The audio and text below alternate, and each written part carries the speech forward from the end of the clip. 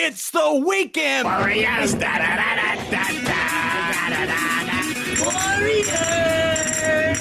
Come to play. Yeah, here we go.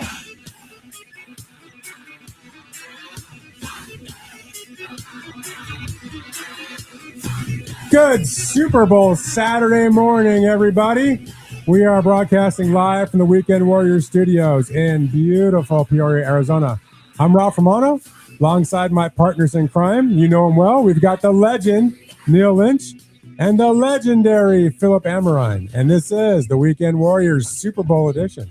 Boy, are you excited? Can you smell it in the air? Can you smell what the Super Bowl is cooking? Oh, it stinks. We want you to be a part of this show. Hit us up. Listen, there's two ways you can interact with the Weekend Warriors. The first one is to comment on our live social media streams. That's X, that's YouTube, and that's the Book of Faces. Or, if you are so inclined, you can hit us up on the Fanatic, used to be Fanatic, now it's the Weekend Warriors text line. It's old habits die hard. The Weekend Warriors text line, that's 866-412-6366. Can you give me that number again? Oh, baby, one more time. 866-412-6366. All right. Super Oh my Stinker. goodness. Sunday Eve, I guess. This you know, you have to know as listeners, you have to understand how obnoxious and insufferable Ralph has been this entire week. Yeah, would not stop about the halftime show and how excited he is. Unbelievable. Like you've been binging Bad Bunny music, haven't you? Yeah, I've been doing that. I bought some extra ice trays. Been making a lot of ice at home for the drinks tomorrow. You're a naughty bunny. Well, here's the thing: is your wife could explain the lyrics to you at least. She could, right? You know what? I don't really watch the halftime show. So, I mean, maybe I'll watch. I have no idea. I'm going to be so enthralled in the game depending on what's going on. Yeah, you got to call McDonald and talk with him about what you're reading in the zones, what schematics you might change up for the second half, that you'll be too busy during the half. You'll be advising. It's going to be fun. No, what's going to happen is he's going to call Sam Darnold at halftime and go, "Baby, what's going on? You got to fix it, man." What I've been doing all week to get ready. So I love Super Bowl week. Right? Because I've watched when the plane took off. I watched when the plane landed, in the Bay Area. I watched them getting to the hotel. I've watched all the media that they've had. Watched the Pro Bowl. I did not watch the Pro Bowl. I actually not watched even a 2 few seconds. I watched a few seconds of the Pro Bowl. I will be 100% honest here. I didn't even know it was on Tuesday. I didn't know it was on Tuesday until all of a sudden people were giving me breaking Pro Bowl news. I was like, guys, why are we talking about a topic that's 2 days old? No. They knew that nobody would waste their Sunday, so they said Tuesday night programming. Bam. Well, you know how I found out? I was having dinner out because Amy was out of town, so I was eating out at a restaurant, and they had the game on, and I'm like, oh, I get to take credit for actually watching the part of the Pro Bowl. And I did see Shedeur Sanders throw a touchdown, which just reminded me how absolutely pathetically irrelevant the Pro Bowl designation is. In fact, the people I was with, I wouldn't consider them very deep football fans, except for the Dallas Cowboys, which, everybody needs love, right? But they even said that it was worthless.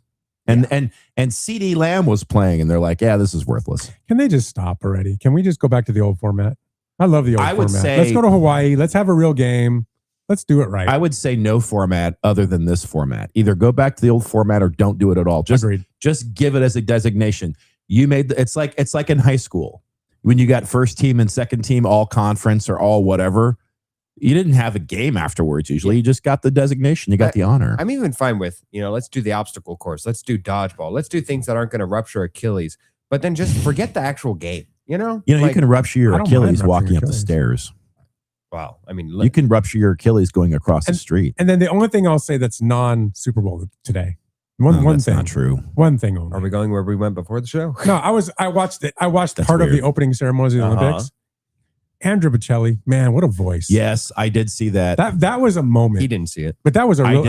I absolutely did. He did. 1,000%. Oh, he didn't see it. Oh, okay. Sorry. I was like, what are you talking about? Oh, yeah. But I don't know if you saw it or not, but that was a moment. Yeah. That guy's voice is just unbelievable. Dude.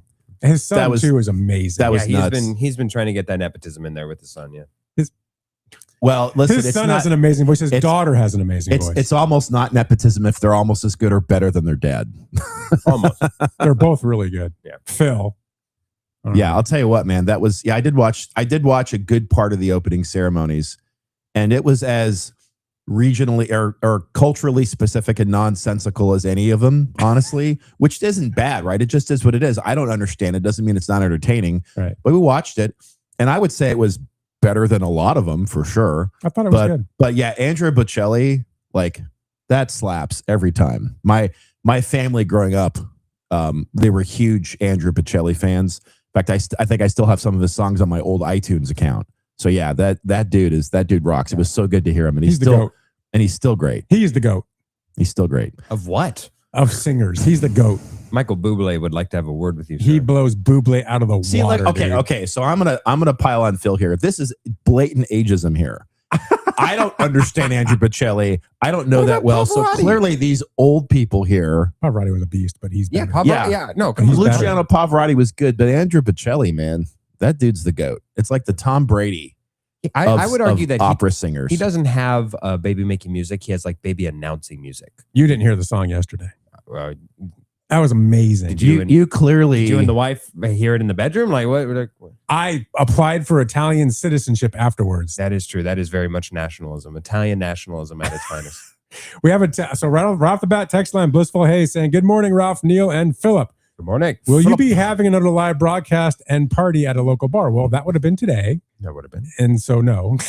Well, we could be having a parade broadcast. You know, we'll do one in the future. Oh my goodness. We might live do one from a golf cart. We might do one in the future, but let me talk about today and what it's going to look like. Because today's show is going to be very different. Yes, it is. Right? So different. We have guests today. We have 5 different guests coming Up on. the wazoo with guests. That's right. We're going to start in the first hour. We've got 3 guests that are going to come and remote in. Some of them you might know. So we have a friend of ours, friend of the show, Eric. What's Eric's last name? Shagrin. Eric Shagrin. He works over at King 5 News up in Seattle. And he's going to come in and just give us some of the vibes going on up in Seattle. And live reporting from the field. Give us his take on the game and who he thinks is going to win. Then from the College Sports Guy podcast and formerly from the Daily Blender, Harris Hicks. You guys all remember Harris Hicks? Triple H will be on the show. What's the Daily Blender? What was that? Yeah. He'll be on the show to kind of talk some sports with us for about 20 minutes or so. And we'll have some fun with him. Unless his connection sucks, which I told him if it does, we're going to ace him real quick. Ace.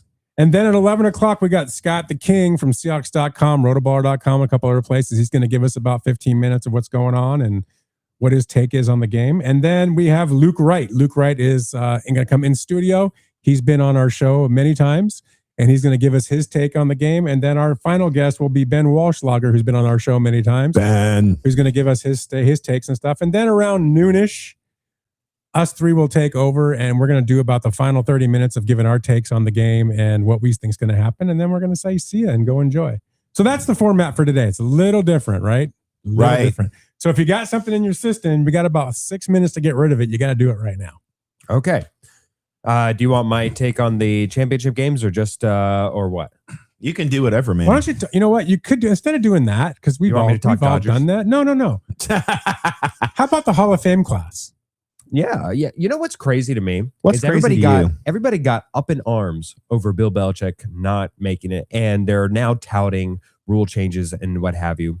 When I would argue that the true outrage was Adam Vinatieri not making it as a first ballot. I agree, 100%. He's a kicker. What are you talking about? If we're talking about what is the outrage of like 7 Super Bowls not being enough, Adam Vinatieri is the highlight of the first 3 Super Bowls that the Patriots won. Yes. He is synonymous with the Patriots. Not arguing with you. And also points leader in NFL history. Yeah, not arguing. I like it. I have no idea how you can be any better than Adam Vinatieri was. Sports writers don't respect kickers. I know. That's all it is. So if sure, he should have been a first ballot Hall of Famer. I agree. But he's in now, and that's all that matters. If we're all being honest, yes, absolutely. So he's making it in. Fantastic. But if we're all being honest here, the reason why everybody's up in arms about Bill Belichick, because they're worried that he's going to croak.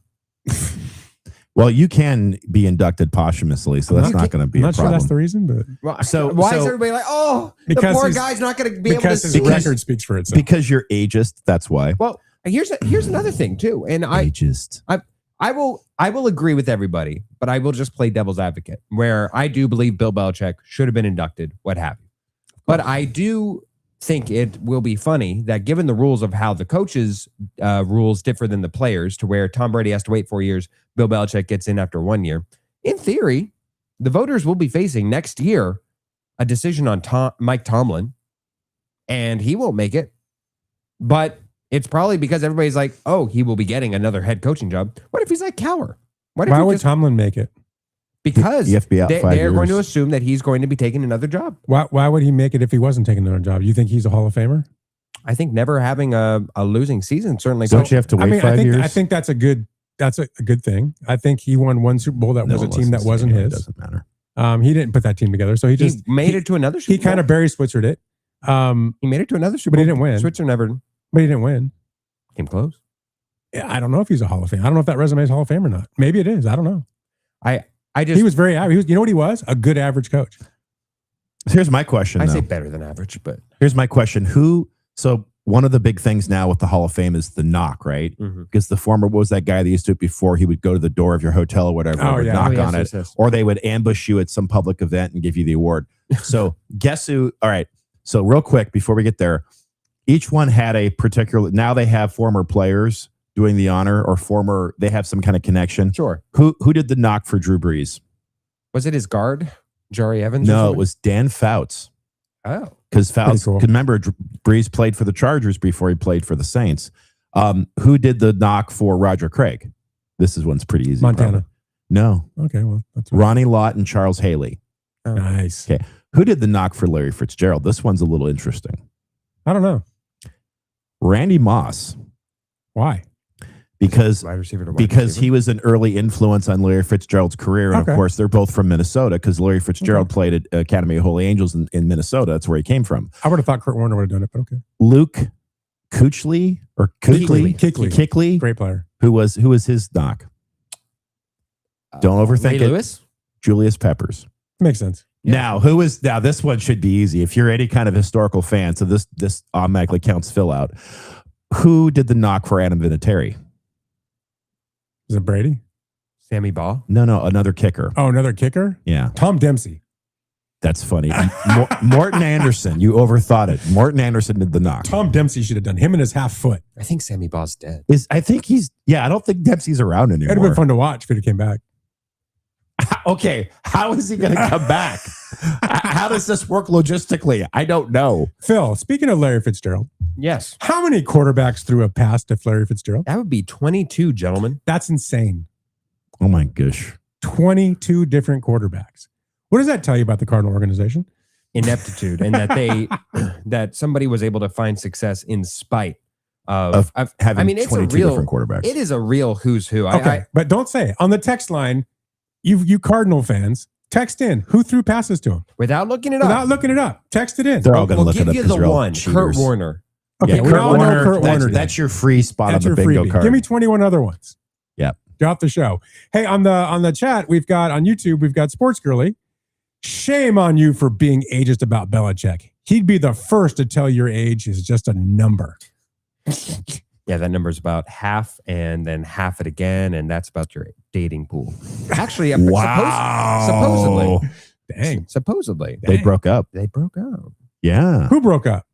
Belichick and his Belichick gal. Are you kidding? So you know, Supposedly. you know he's leaving North Carolina immediately. He's like, Wow. screw this. All the reason I was here was for this, so I'm out. Did his family break up for him or did he do because At an intervention. I mean, think about it. You know, she was just there for the money anyway. All right. Broke up on his behalf. That's so good. Oh, Shannon Stewart, our friend. Is Jalen Green the new Bradley Beal? Dude, Super Bowl show. I don't know if you know what that means, but we're not talking NBA. Shannon's a little slow today. There were He some doesn't fascinating understand that. NBA trades this week, though. There was a ton of them that we're going to talk about next week. next week. That's fair. Tons of them. There were some good ones. And Blissful Hayes is on the text line saying the legendary Josh McCown. He's right. There's one. That is one. Okay, that's one. Yep, Josh McCown. 19 more to go. And that was against the Vikings. 20 more to go. Yeah. All right. Josh McCown. You should be getting a contact very The shortly. legend. Josh McCown. The legend. What are you dying to say? Go ahead. You're smiling like the beaver that stole the nut. I love What? that next week we will be talking NBA. Oh my gosh. Because it's Neil's favorite subject. Oh, There's so I will much be to talk asleep. about. Oh my goodness. I will take a nap for that segment. There were so many trades. There were so many interesting ones that don't really have anything to do with this season. So many implications. I love it. Yep, I agree. All right. So as we're waiting for our first guest, can you mention? Do you want to? Go ahead. Well, hang on, we got Matt Leinard. Was Matt Leinard is Bitter another Dolphin one. fan Yes, said Bitter Matt Dolphin. Leinard. There we go. That's an easy one. That's right. Okay. 19. 19. Can I?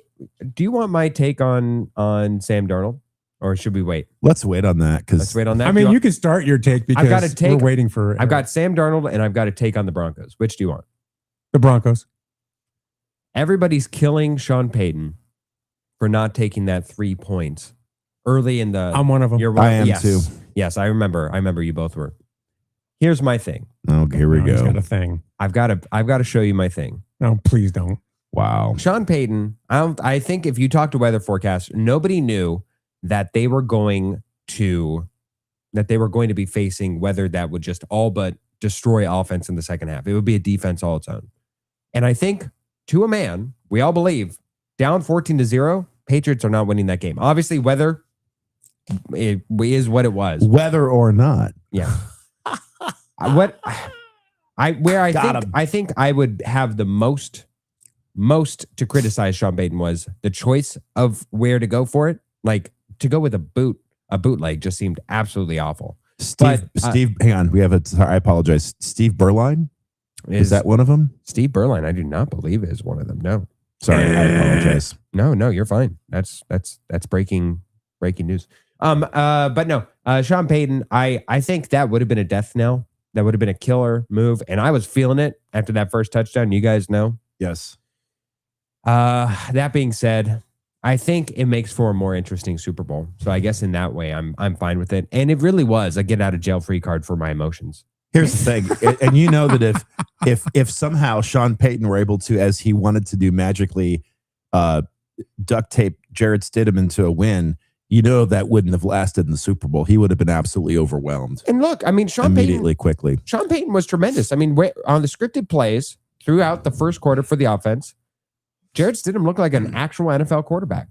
He looked like a quarterback out of Auburn that was just throwing it down deep, had bravery, had precision, was able to make sure that the offense functioned to the tune of a touchdown, to an easy touchdown, dare I say. And there were a couple drops there that I don't think that the wide receivers helped whatsoever. I mean, I found it to be shocking. But the Broncos were, I think that the graphic showed either top 3 or if not the top receiving core to drop passes. And it certainly showed up again during that game. I mean, there were times where the weather was not awful that they really put the game away in a not positive function.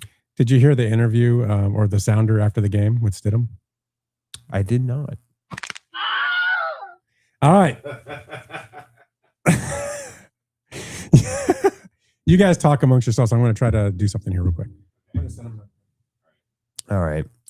If we're talking about the Hall of Fame, I just to bring it back to that for a second, I did think that it was a great class, actually. A great class that had Phillip Rivers been a part of it, I think would have muddied up the waters because for some reason, and we're going to have this discussion. I know we're going to have this discussion with Matt Ryan. We're going to inevitably have it with Phillip Rivers. We're going to have it with a couple of players. But just because you are a quarterback does not mean that you are gifted into the Hall of Fame. Yes. Is it now the MVP is now a all but open invitation towards a quarterback only award, and the only chance anybody else has for an award of any merit is Offensive Player of the Year? Yes, I understand that. But that doesn't mean that Matt Ryan was an MVP caliber player. I understand that. But really, when you look back at that year, that was a Julio Jones award, right? Julio Jones, Hall of Fame in his own right, wide receiver, who was just an absolute unit. During their Super Bowl loss, had one of the absolute maniacally crazy catches that you will ever see that is lost to time because they lost the Super Bowl. And when you have a weapon and an offense, a Kyle Shanahan-led offense, which we've seen what he's able to do with quarterbacks and offensive systems. When you look at that, if you take out the the absolute best and the absolute worst of a player's career, and somewhere in the middle, somewhere in the average is what they were, the bulk of what they were. I don't think that merits what Matt Ryan was as a Hall of Famer. Neither do I think Phillip Rivers really falls into that, because for the vast majority of their careers, both of them actually, neither one of them were a top 5 quarterback. So if you were never in contention for a top 5 quarterback, we're going to find this with Russell Wilson.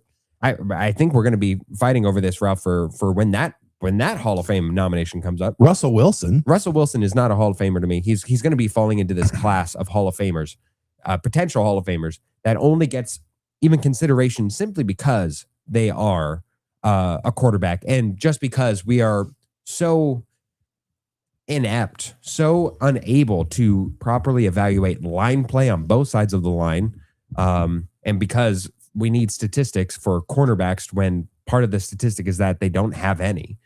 I think that we are just applying stats to quarterbacks, inflating their value because of their direct ability to handle the ball. Does not mean, or it should not lessen, rather, what the value of an MVP and what the value of a Hall of Famer is.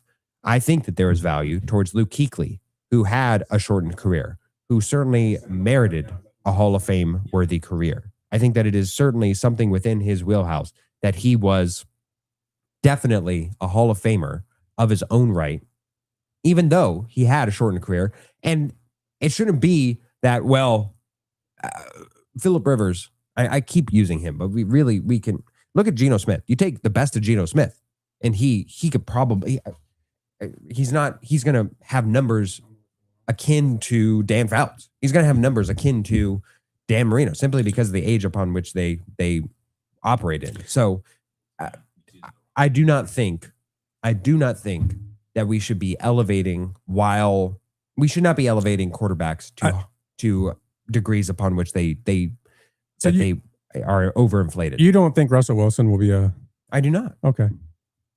I have mixed emotions about that one. He's not going to be a Hall of Famer. I have mixed emotions. What are you talking about? I think we agreed before he left Seattle that I think what everybody agreed was he was on a Hall of Fame trajectory, thinking that it was almost impossible. I have not seen anybody. Are you just pissed he didn't do anything for Denver? No, I'm not pissed. Because that's how Ralph thinks. Because that's what I'm feeling. But I've never seen a player personally tank his legacy quite like Russell Wilson. He is the player that I think I will always attribute towards doing the most damage to his legacy post one stop than any other, really.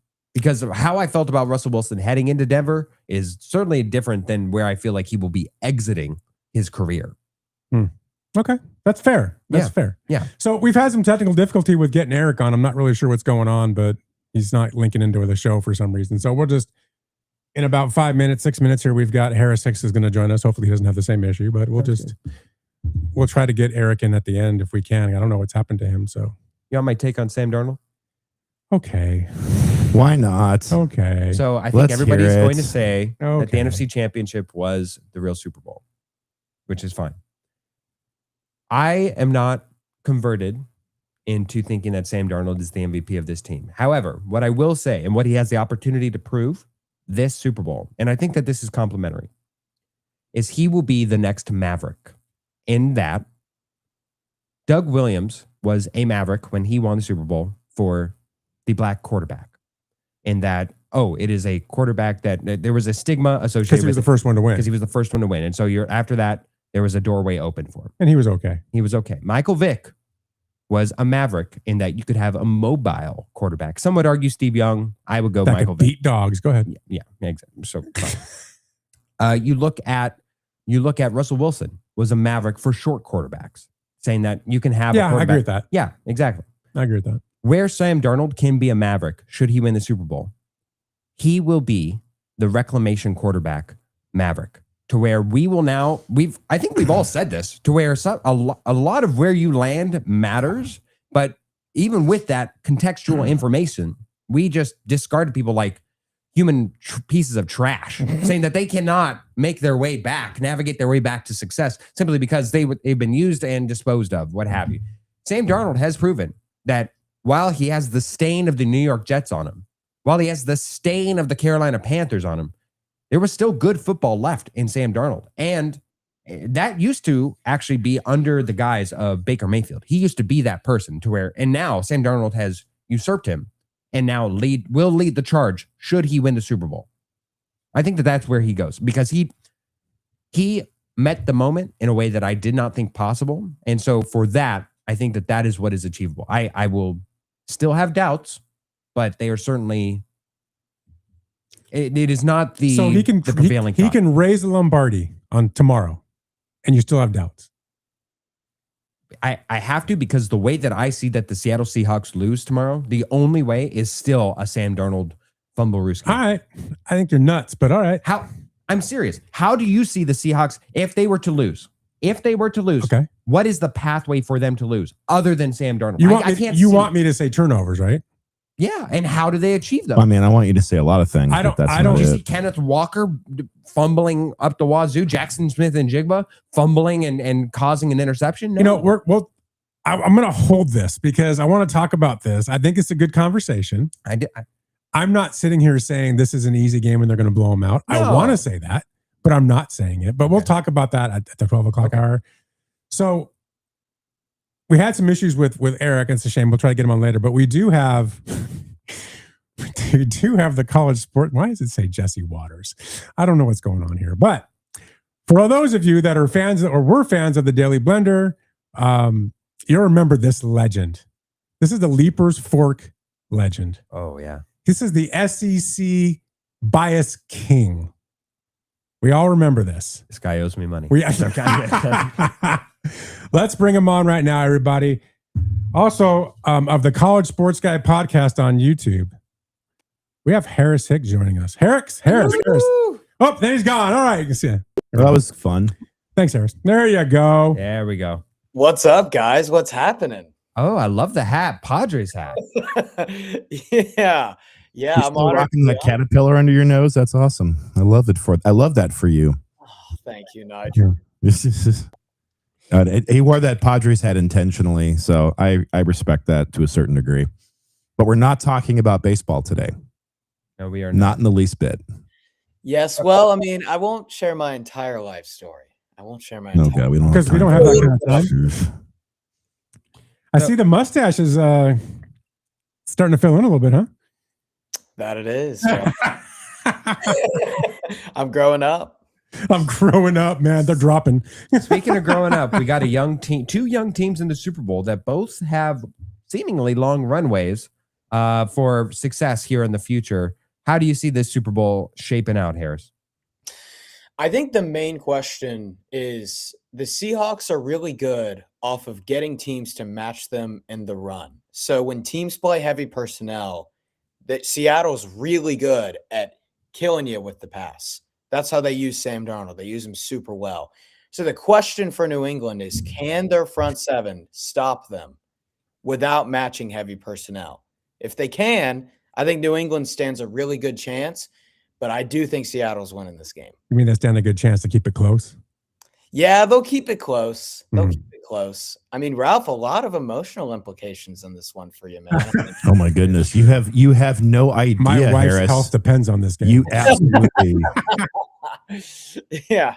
I mean, hey, that's understand. I can't believe the Patriots are back in the Super Bowl. I can't believe that. I think that's what a lot. I mean, I've listened to Radio Row a lot this week, and that's the common comment was right there. Yeah. How are they back? Somebody asked me, how are they back? I said, it's simple.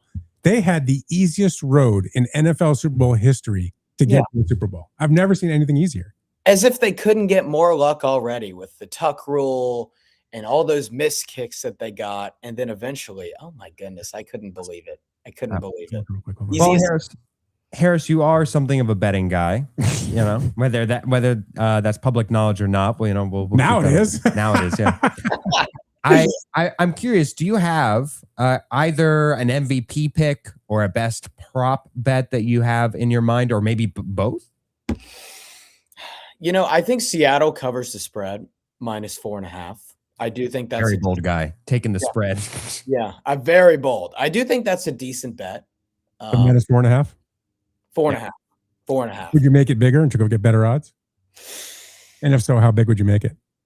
I think 4.5 is a good number. I mean, you could get greedy if you want to make it like 8.5, 9.5, and take the plus like 200. I think you can get decent value there. And I do think Sam Darnold's probably going to win Super Bowl MVP because of how, I mean, in the recent history, it's a quarterback award pretty much. He's favored to win it. Yeah, but Smith and Jigba plus 500 is pretty good odds. Outrageously underpriced, right? Yeah, that's really good odds. Yeah. Plus 550. Yeah. Do you have any fun ones? I know that there's usually a coin toss, heads or tails bet. Perhaps I think I saw some tremendous odds on with 30 seconds or less. Will the Seahawks throw an interception? I mean, where do you have any fun prop bets that you saw that you eyed that you're like, I might be willing to bet a single Abraham Lincoln on it? Shoot, you know what? I'll get back to you. I'll get back to you on that because I got to take a second and look. I got to take. Hey Harris, I have a bet on the Super Bowl. Can you critique my bet, please? I'll critique it. Thank you. I picked the Seahawks money line and I picked the over. Ooh, I don't like the over. Okay, Seattle money line. I mean, you're getting into like minus 230, so I guess I'm getting like $5. Yeah, $5 pays 6. I know it's not great, but yeah, I mean, I do think they're gonna win. The over, I would lean the under. Me too. Okay. Well, I'm going to lose $10 on this bet because, and you know how much it's going to pay? 28. So I'll be able to basically buy another bet. That's all it's going to be, right? This is the big money I'm putting on this game. I'm not like David Portnoy. I'm not putting $1 million on Michigan. Okay. It's not like that. So, Triple H, I've got a question for you. Yes. So either team Yes. wins the Super Bowl. I think it's pretty monumental for reassuring and reinforcing either team to be there. Which team would you have a stronger feel that they will make it back next year? That's a really good question. I would roll with Seattle for sure. Seattle, even in that division. I think New England got some really lucky breaks. They had the easiest schedule in the NFL. Yeah, that's true. I mean, they played against Jared Stidham in the AFC Championship game. Yeah. And so there was a lot. Like, Patrick Mahomes struggled. Yeah. Sorry, that was Bo Nix's. that was Ralph for a second. Did you not hear that? That was Bo Nix, yeah. Yeah, that was Bo Nix. And so everything kind of went their way. I'm going to bet on that not happening again. Once Mahomes gets healthy, gets a supporting cast, I feel like Buffalo will be back. Yeah. Okay. I think Seattle has a better I chance. figured out the trick to Harris's shtick. So, He has this voice where it's like, it's kind of deep, but not quite. Like it's accessible. Like this is how he woos the ladies. He says, "Hey, listen, I got a parlay for you. How about you, me, in the under?" How would you like to volunteer? That's right. okay. So here's my questions for you, Mr. Leaper's Fork. First off, your favorite Super Bowl halftime show ever? Probably Prince 2007. I knew he was going to say that. I have somebody else as a favorite to say Prince. It started raining during Purple Rain. It doesn't get better than that. See, that was just a big hose. All right.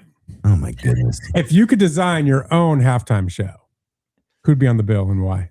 Oh, that's a really good question. Scary. I would say probably Zach Bryan. Bring him out there. Of course. Of course. I was going to go Luke Evans, but yeah. Please don't tell Gilbert Zach Brantley. He's never going to talk to me. Bottoms up. Zach Bryan. Is that what you said? Zach Bryan. Okay. Yep. I'd probably bring out Zach Bryan, do a little country music halftime show. I I'd imagine you'd want to do that. What do you mean? I mean, I would, I'd get Jeffrey right there too. Who? Never heard of him. So we have a chat from Shannon Stewart, one of our favorite listeners. Triple H needs to get rid of that caterpillar on his lip. So they're just remembering you from the Daily Blender is all this is. The ladies Never shake that with the loyals. Triple H, I got one non-Super Bowl question for you. All right, what's up, Phil? There were 22 quarterbacks. We're asking everybody this. 22 quarterbacks that Larry Fitzgerald received a pass from in his NFL career. How many of them can you name? I don't know if I can name all 22. Definitely not all 22. I could try. You want me to do that? That may take a little bit. Well, we ain't got all day, Yeah. so give us a couple. Give us your hot takes. Okay, let's see. Obviously, Kurt Warner, Carson. Yeah, Wentz, that's a freebie. John Stanton. Yeah, I think you put together two people. You put together John Skelton and John Skelton, not John Stanton. Drew John Stanton. yeah, and Is Drew he running Stanton. for We'll give you credit for both. office? Who else? Kyler Murray, I believe. Yes. Well, he's not really a quarterback, but yeah, Yeah. He's half a quarterback. So, Ralph, you don't. Womp womp. it's a half. Okay, all right. And oh my goodness, I'm trying to think who else the Oh Cardinals. my goodness. Who else the Cardinals had? Not much. Yeah, not much. Ooh, I'm drawing a blank. All right. I thought he would draw a blank right Yeah, there. Matt Liner. Matt Liner. There you Matt go. Liner, Come there on, you go. college He got sports guy. five. He got 5 That's in his right. segment. That's not bad. You're the current record holder. with All right. 5. Nice job. So I've watched your college sports guy podcast. Oh, thanks, You Ralph. guys, actually, I got to give you credit, man. You do a really good job. He knows his stuff. You act like you know everything, which I think when it comes to college sports, I think you do. I hate to say it. Ralph does too. I hate to say it, but Ralph you acts like that. you too. know more about college sports than anybody I know. I appreciate that, Ralph. I mean, So- most of it's SEC driven, which is absolute And garbage. Ralph, That's you know true. what? You know more about Fox News than anyone. Thanks, Jesse Waters. That's fantastic. Wow. That's fantastic. Hey, how much do you know about college softball? I don't know a lot about college College stuff. sports. All right. My name is Ralph. We got an ageist But, and we got hey, a misogynist. Do me a over here. favor, plug your podcast. I think it's really good. Plug it in. Oh yeah, at Plug the it, College man. Sports Guy. Plug it in, baby. You guys are all welcome to join the community. I'll actually be coming in with a live show pretty soon. So Ooh, we got a lot built up for it. I So like it. I'm excited. I Yep. like that. So if someone wants to listen to your podcast, what's the name and where can they go to get that podcast? So you can go on YouTube at the College Sports Guy. That's where I post all my videos. We're getting in on Spotify too. We're building this thing. I like it. But Yeah. right now the primary is YouTube, the college sports guy. Primary is YouTube. We're up to 7.5K subscribers. Nice. So we're doing super well. We're building it. I like it. All right. Yeah. Well, we're glad to say that we knew you before you became famous. You guys are always welcome on. I appreciate Oh, you. I want to come on. Yeah, I'm. You just have to invite me, dude. I am there, and we can talk college especially if football. there's a USC topic, he'll be insufferable. Oh, We'll talk nonstop Notre Dame hate. One last question before we let you go. What do you think about Fernando Mendoza and the fit with the Raiders? I love it. I You think love him as a Mendoza, Raider? Wow. I think Mendoza's a stud. I do too, but with the Raiders? Oh yeah, I mean the Raiders are. He's going to teach the Raiders how to play the game. That's how much smarter he is than everybody else there, I think. Is that a U of A shirt, Neil? Sure is, man. Bear the F down, It's brother. hideous. Hey, undefeated. They look good this For year. now. They need some humbling before they get to the tournament. But yeah, I'm going to ride this wave. Ride it away. So there you go. All right, man. Hey, it was so fun to catch up with you. We got so Yes. much more to talk about. We could sit down here for the next hour and talk about what have you been doing and all that, but we'll do that at another time. Oh Yeah. yeah. I'm honored. I'm honored to be on. I miss you guys. It's good. Yeah, It's man, good. We miss you too. I would say we miss you too. Can we say that? I don't Yeah, I think so. think You we can't miss say him. Phil says I don't think so. Hey Phil, I miss you. Yeah, miss it's Phil all right. Thrill. We'll miss you during halftime when it's Bad Bunny. All right. Oh, my we know he's goodness. watching the Ooh, alternative. Ralph, Yeah. Oh yeah, you're going to watch the alternative. I'm sure Ralph's gonna be Because America. on TV when Bad Bunny's on. I can tell you that I won't be watching Bad Bunny. I mean, that's a no-brainer. Yep. Yep. Right. Hey, man, thanks for joining us. We're going to talk to you again soon. I guarantee you. We want to get you back on here, especially when college sports start kicking in. And everybody, man, go watch his podcast. And you got live coming. I want to know when it goes live, Oh yeah. and I want to be on it. I love it. You'll be on it. You have 7,500 subscribers now. When you're done with me, you'll have 6,500. I guarantee you. He's going to lose an audience.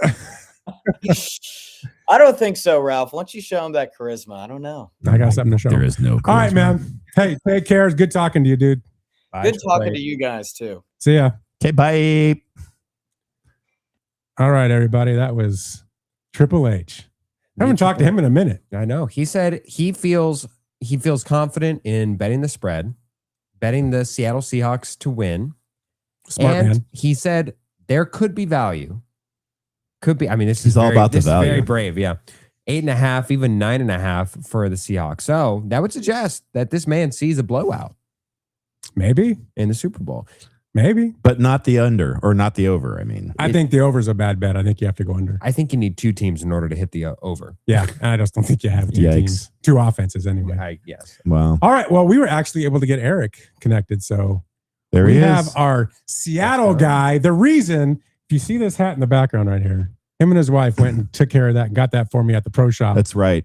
We're It's- broadcasting live from the hotbed of Seahawks territory. So let's bring in Eric out of Seattle. Gotta love this. Eric, there he How's it going, is. guys? Woo! What's up, Eric? How you doing? Good to be on with you. Yeah, we love it. Well, What jersey you got on? It's a 12th man.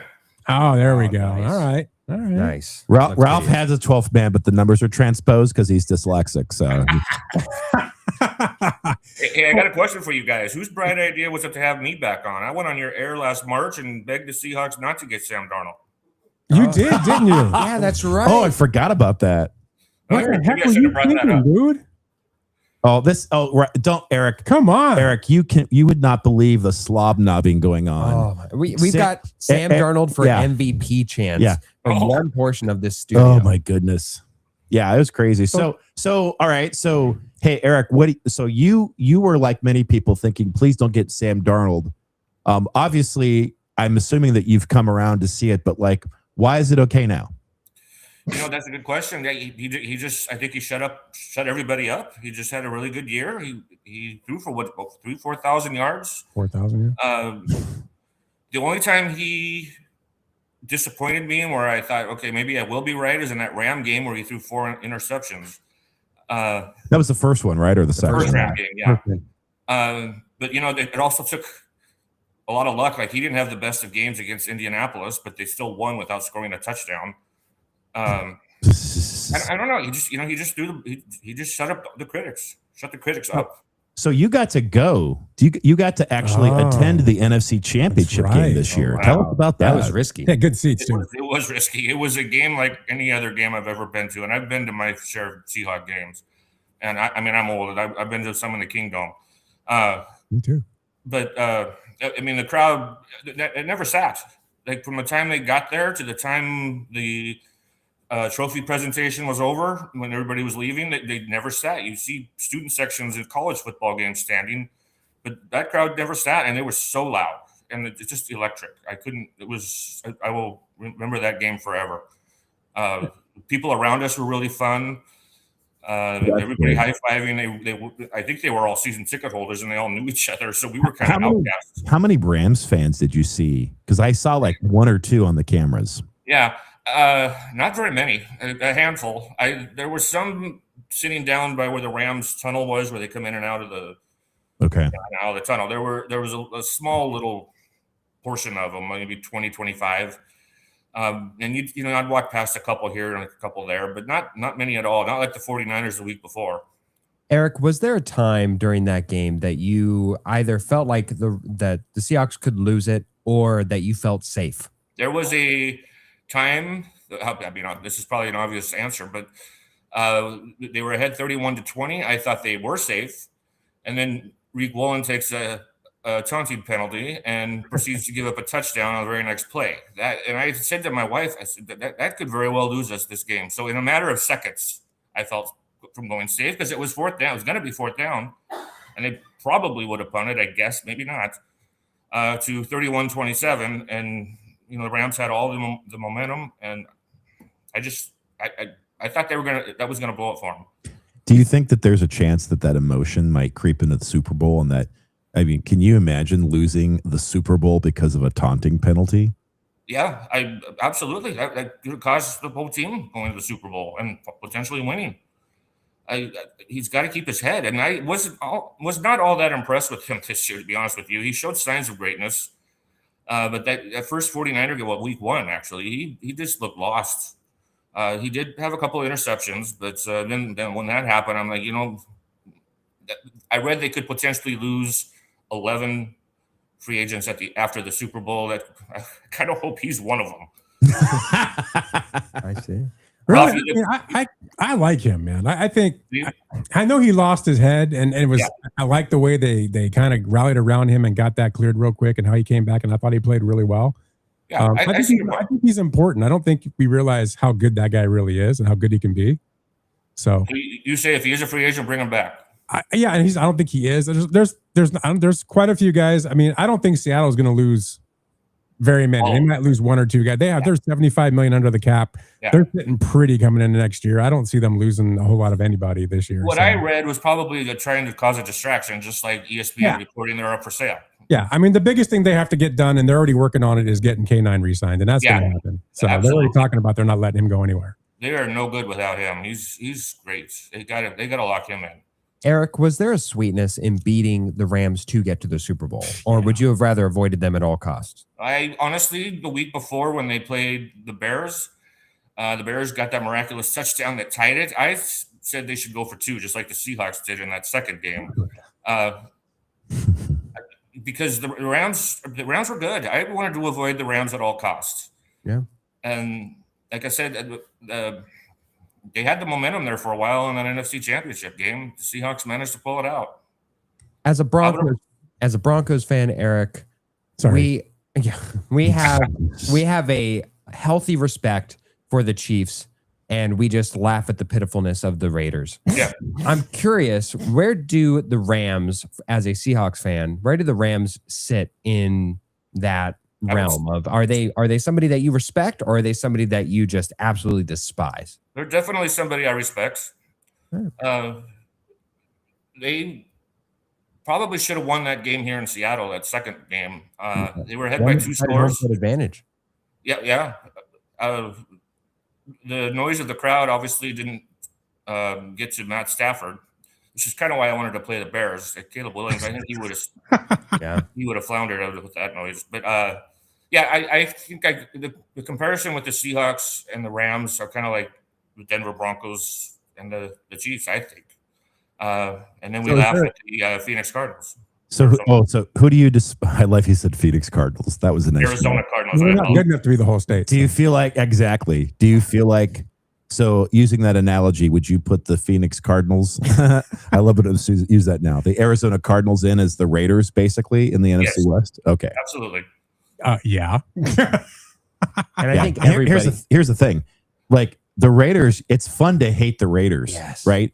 Because there was something there at one point. Can't say that about the Cardinals. No, there's not fun to hate. They got to the Super Bowl once, thanks to borrowing Kurt Warner at the end of his career, but otherwise. And it sounds like everybody in the division is just equally annoyed. The one thing that they all agree on is that they all hate the Niners. They are the Colorado Rockies. You know what NFC though? West. I will say this about this division is, we do hate the Niners. We kind of hate the Rams, but we respect all of them because they're so good. They're such good organizations. They're well put together. They have great coaches. Think about the coaching in the NFC West. Cardinals. Well, I think we'll see if the Cardinals' new coach, but there's just great coaching, great organizations. They know how to draft. You have to respect that. This division will be on top for the next many years. These are all very good teams, and they're not going anywhere. So when you get an opportunity like this, you have to take advantage of it and win the Super Bowl, because next year there's no guarantee because the division's so good.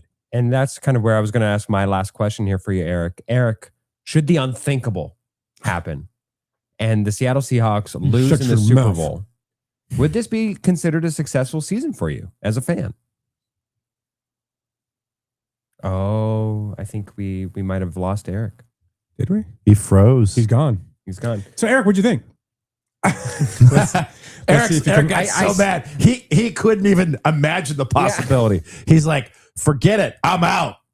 So Eric, what's your favorite all-time halftime show? Okay, really? It's good. Okay. Well, I'm glad we got him for the time that we did. You know, it's probably one of those storms in Seattle hit, and he's gone. Yeah. I'm glad that we got him for what we did, because that really is something to have been there for an NFC championship game. I've got a Seattle Seahawks fan as a family member who's going out to the Super Bowl to watch it. And I've heard that there is no greater crushing loss than to be in person for a Super Bowl loss for your team. That's why I'm afraid to go to them.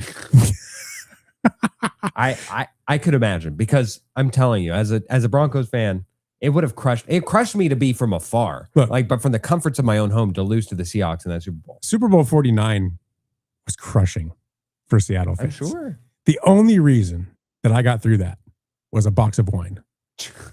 And that's the honest truth. Did he come back on? Yeah, there he is. Okay. There he is. We can ask him about that. All right. ahead. Okay, Eric. I just if the unthinkable were to happen, my question to you is: if the Seahawks were to lose, would you still consider this to be a successful season? That's a good question. Yeah, I would. I really would. Given the output they got from Sam Darnold, again, shut me up. Going See, that's honesty. Unlike Ralph. Ralph acts like he's been on the bandwagon the whole time. You at least are honest, Eric. Thank you. Going 14-3. They beat the 49ers in the division round. They beat the Rams, 2 division rivals to get there. But yeah, I would call it a successful year if they do lose. All right. Now let me ask you the important questions. I got 2 for you. First off, your favorite Super Bowl halftime show ever. I was thinking about that when you had previous guests on. Actually, I would say I can't remember the year, but it was J-Lo and Shakira. Oh, that's a. Oh yes, Eric. I gotta hear about that one later. I'm surprised by that. I am not surprised about a hot-blooded man enjoying that Super Bowl. I'm related to Eric. I'm not surprised one bit. And if you could put your own show together, who would be your performer and why?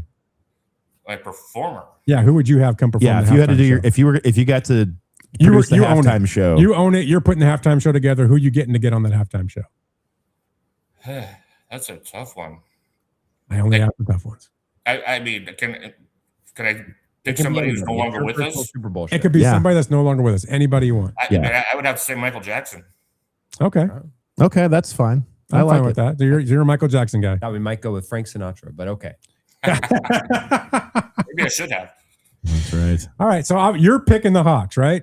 I am picking the Hawks. You're picking the What's the Hawks. score? It's kind of obvious. What's the score? I think it's going to be a close one, like 28-24. Okay. Oh, you're going over. Yeah, that's crazy. That's That's a lot of points. Yeah. For And who's the MVP? Sam Darnold. I'm going to go with K9. Yeah. K9. Okay. I've heard K9 a few times this week. All right. If you believe that, Eric, you should definitely bet it. You'll get some great odds.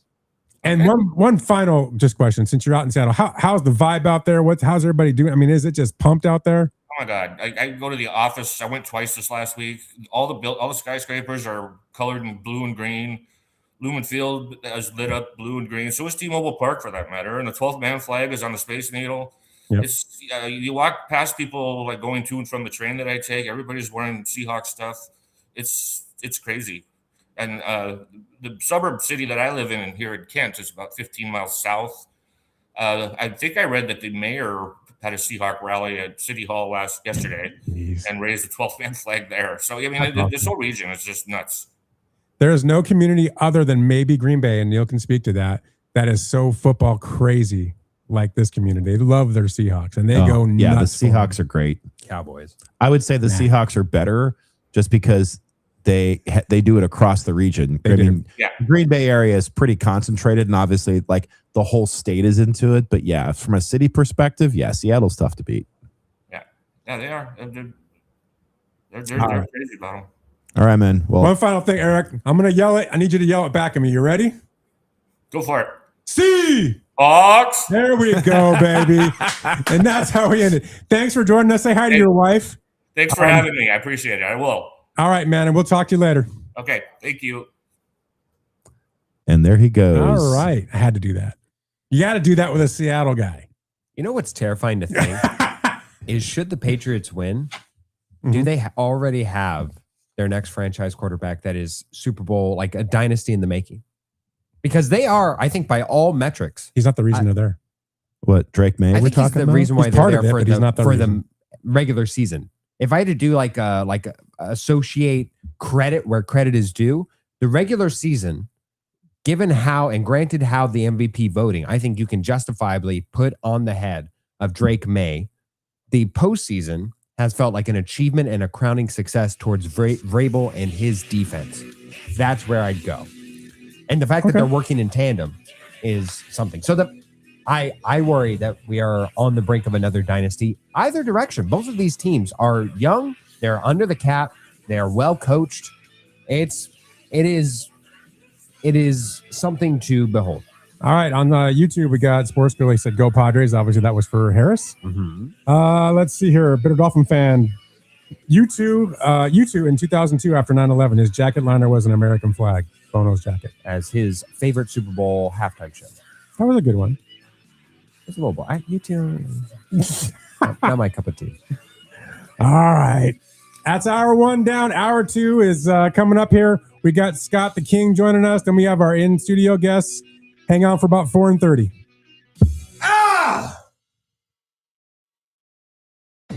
Hey, Ralph, got another solar question for you. Okay, but did you check out the Harmon Solar Podcast first? The what? The Harmon Solar Podcast. We put new episodes up twice a month that teach you all the things you ever wanted to learn about solar. We discuss things like how solar works, the roofing, sales process, demand management, everything solar. Show like this needs some real smart thinkers, huh? Well, yeah, So you got some really great guests then, huh? almost every show. Is it on Spotify? Yep. iTunes? Yep, just search it everywhere. It's the Harmon Solar Podcast. Go check it out at harmonsolar.com. After you cook, are you staring at a pan full of grease? Pan dust turns hot, messy grease into dry, scoopable crumbs in seconds. Sprinkle, stir, let it set, wipe it out, done. Fewer towels, cleaner counters, and yes, happy drains. Want to see it work?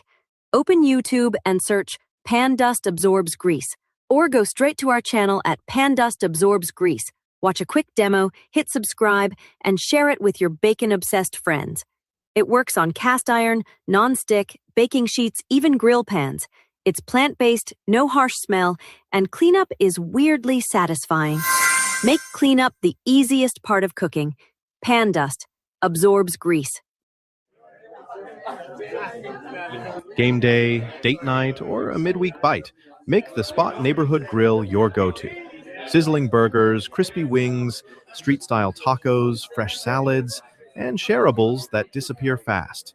Add an ice-cold draft or a classic cocktail, and you've got your new neighborhood favorite. Wall-to-wall TVs so you won't miss a play, a patio made for Arizona evenings, and that friendly local vibe you love. Find us at 2 Valley locations, Scottsdale at 18,251 North Pima Road, and Glendale on 5350 West Bell Road. Dine in, grab takeout, or order ahead. Find us at thespotgrill.com for the menu, hours, directions, and daily specials. Again, that's thespotgrill.com. The Spot Neighborhood Grill. Great food, great people. Turn your backyard into the best seat in the house with Curbalite, the app-controlled landscape curb that wraps your trees in color. Pick any hue, run preset scenes, even schedule your lights right from your phone. And on party night, make the lights dance to the music. Choose the traditional round tree ring or the contemporary square. Both install in minutes and link together for bigger, brighter displays. Connect up to 12 sets to frame your whole space. Built for real weather, Curbalite is tested in extreme heat and cold, so your glow goes year-round. Level up your nights, game day, holidays, or just because. Get Curbalite now at Curbalite.com. That's Curbalite.com. The Weekend Warriors, taking sports talk radio to a new dimension. Listen to Ralph, Neil, Phil, and guests break down the news. Isn't that what everybody wants? The games. If you like the NFL, this is your show. The matchups. This will be the last year I think we'll ever see one 3,000 strikeout player, much less two facing each other. The Weekend Warriors. We are known to chant as well. You're listening to the Weekend Warrior Show.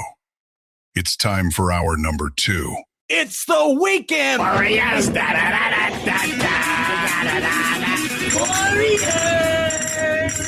come to play. Yeah, here we go.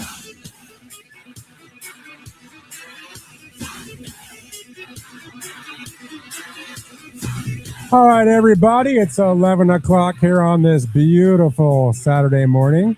I'm Ralph Romano, alongside my partners in crime. We've got the legend, Neil Lynch, and the legendary Philip Amrine. And this is the Weekend Warriors Super Bowl edition. Because no one can hear me. There you go. That's much better. Hey. Yes! Yes! That's right. Hey, we want you to be involved in the show. We want you to participate. There's not a lot of texters on here, and we need you. We want you. We crave, well, Phil craves you. It's like a crazy. Phil desires you. If you want to get involved in the show, you've got 2 ways to do it. First, One. One is you comment on our live social media streams. That's X, that's YouTube, and that's Facebook. Or two, you hit up the Weekend Warriors, not the Fanatic, the Weekend Warriors text line. That number is 866-412-6366. What is that number? I'll tell you that number. It's 866-412-6366. Sir. Or they can email us at... Just kidding. I don't. All right. It's that time. It's that time when you slob Sam Darnold's... Oh, no, that's been going on all week. We've got the king, Scott Engel from rotorball.com, Seahawks.com, you name it.com. This man is there. Yahoo.com. Hey, Scott. How you doing, my brothers? Good to see you all. Phil, congratulations on your great personal news as you. well. Thank you, King. Hello there, Neil. Good to see you. And Yes, of course, you as well. Ralph. We're both wearing, the classic colors here. You have Witherspoon, but let's see if you can guess who I'm wearing. What do you got? Number Got 28. 28, Kurt Warner? Yes, Oh, that was... Kurt Warner. that's throwback. The running That's back. like... Also, Yeah, also yeah. new Super Bowl 60 hat. See? Nice. Look at that. Very nice. I've got one too. Also, Yes, that's the one I have behind me. and I also have the conference champion shirt and a Darnold jersey, and I got a Witherspoon Super Bowl jersey on the way. Oh, Now the man. question becomes, King, Ralph has already pledged that should the unthinkable happen and the Seahawks lose, he is burning the hell out of that hat. I can say that. He is putting it in the furnace and scooping the ashes out and putting it Enya style to a wild mountainside. Would you burn the hat should the unthinkable happen? No, because I have the NFC West shirt because they ran the gauntlet in the toughest division in football. That's an accomplishment. That is. Winning an NFC. Uh-oh. I think your network sucks. Mm-mm. And a George Halas trophy is very difficult. Championship hat from 2015, even though things didn't work out. As long as we don't get intercepted on the 1 yard line by Marcus Jones, I'm not going to burn Oh, anything. my goodness. I've seen that clip played over and over and over again. It's a prop bet on DraftKings. Will Yeah, the Seahawks throw from the 1 yard line? Oh my goodness. Is that a prop? Because I'm It's- absolutely yes. thinking that. 1,000, and it feels. And they've still- asked I am Mike taking McDonald that. about it. They've asked Sam Darnold about it. It's like, and Darnold said, yeah, I'd throw. I'm taking that money. Mike McDonald got that question asked four times, and the fourth time he said, I've answered that question. First time he was laughing and joking. Second time he laughed Now again. he's- Third time he's like, how many times am I going to have to It's- answer? It's been the one negative about this week's media blitz is they've showed that play probably a million times. And they've talked about it a million times. It has nothing to do with the Super Bowl. It's not even the same teams. So let it go already. This is Well, so funny. Richard Sherman has said on his podcast that it would mean a lot for him to beat New England, that it would erase some pain. Some former players have said that, and I know the fans feel that way. But look, when they won in 2013, it erased some of the pain of 2005. Now, if they beat the same team in the Super Bowl, just the fact that they won the Super Bowl again, I can erase that because Super Bowl 48 that's the way you want to win. That was the highest of highs. People will say that's the worst Super Bowl. I say it's the best. And I'm sure it was boring if you weren't a fan of the Seahawks to watch it. Right. I loved it. 49 was like the way you don't want to lose the Super Bowl. Yeah. The highest high and the lowest low. By the way, check your email, Ralph. On Oregon Live, I have a lot of my Super Bowl betting coverage. Okay. I emailed you my best picks that were just published today from the Seahawks for Super Bowl MVP. All right. And I will also be continuing to work with Seahawks.com on post-game Super Bowl coverage. I've Can't been wait. working with them throughout the playoffs. So Oregon Live has your best picks posted. Yes, I emailed them to you. All right. Perfect. Everybody, since you didn't get my email, everybody, you can go look at Oregon Live and get those picks. That's Oregon Live /Hawks. /Hawks. There's no other way. So let me ask you this question. What do you think in this game? And I've been thinking about this game way too much. What do you think is the one key factor that's going to decide this game? The one thing that you think, man, this is going to make the difference. This is why it's going to swing this way. The quarterbacks, because both teams have very good defenses and both teams play very good against the run. The Seahawks will not stop running the ball, even if it's not successful, to set up play action. Drake May has not played well in these playoffs. Sam Darnold has. The big thing about Sam Darnold is he's peaking at the right time, because if you look at 2 of the first 3 losses, they were a Darnold fumble at the end of the game in the season opener, and in week 5 against Tampa Bay, an interception that bounced off a helmet. Yeah. Darnold's bugaboo for most of his career has been that when he gets under pressure, he's going to try to force a play to happen. He has not been doing that in recent weeks. There are a lot of Patriot fans out there, and I respect the Patriots. I'm not a Patriots hater, and I have a ton of respect for Tom Brady. You know, I never hated the Patriots back then. When they beat the Seahawks, I tipped my cap and I moved on. Mm-hmm. But a lot of their fans, what they're doing, they're cherry-picking narratives to fit a wish-casting agenda. That's saying, typical fandom, though. Yeah. Well, the Patriot fans are doing it in droves, though. Well, they call them assholes for a reason. So but anyway. they'll say the one thing they stick on is we have to rattle Darnold. If we rattle Darnold, we can win the game. Well, every time Darnold has been rattled during the playoffs in the last 2 to 3 weeks of the season, instead of forcing the issue, he's been taking sacks and throwing the ball away or even finding somebody in the flat. Yep. So, look, no disrespect to anyone, especially analysts, but there are 2 tired narratives going into this game about how to stop the Seahawks. Rattle Darnold, double team JSN.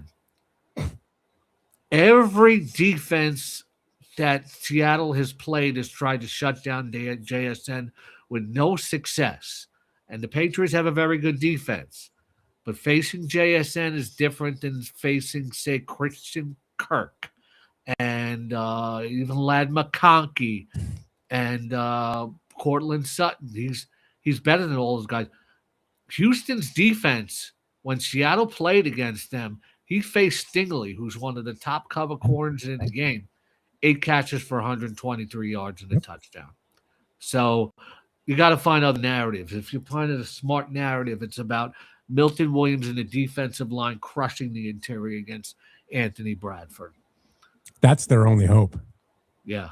I think that's exactly where they have to focus. They're going to focus on Bradford and watch Bradford step up and have a game. Haven't seen it yet, but come on, help me here, man.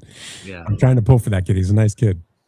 Well, the interesting thing about the offensive line is that everybody talks about Gray Zabel, but him and center Jalen Sundell, they were college teammates, and they're so excited about going to the Super Bowl together. Yep. I Sundell agree. played really well. And you know what I see when I look at this game, when I started thinking about how do where's the deficiency on the Patriots side, that offensive line is, I think it's a left side with the 2 rookies. Also, their wide receivers matched up against the Seahawks secondary. Stephon Diggs, as much as I respect him, I'm happy for him to play in the Super Bowl, is past his prime. Keyshawn Boot can't make possession catches. Demario Douglas comes and goes. But if I also do have so many other prop plays and articles on Oregon Live, Mass Live, on Michigan Live. I have my best Kenneth Walker props, all under the advanced local umbrella. And I like Hunter Henry over plus 50 yards because during the regular season, the Seahawks ranked 27th in receiving yards allowed to tight ends, because what they do is they shut down the run, they shut out the outside receivers. That leaves the tight end to be the only guy to really make plays, but they adjust when they face somebody like San Francisco, whereas George Kittle is the number 1 receiver. Yeah, agreed. What you guys got? Scott King, since we are only have 1 week left in the season, I think it is fair, being a fantasy guy, that we kind of do get a preview of going into what next season is.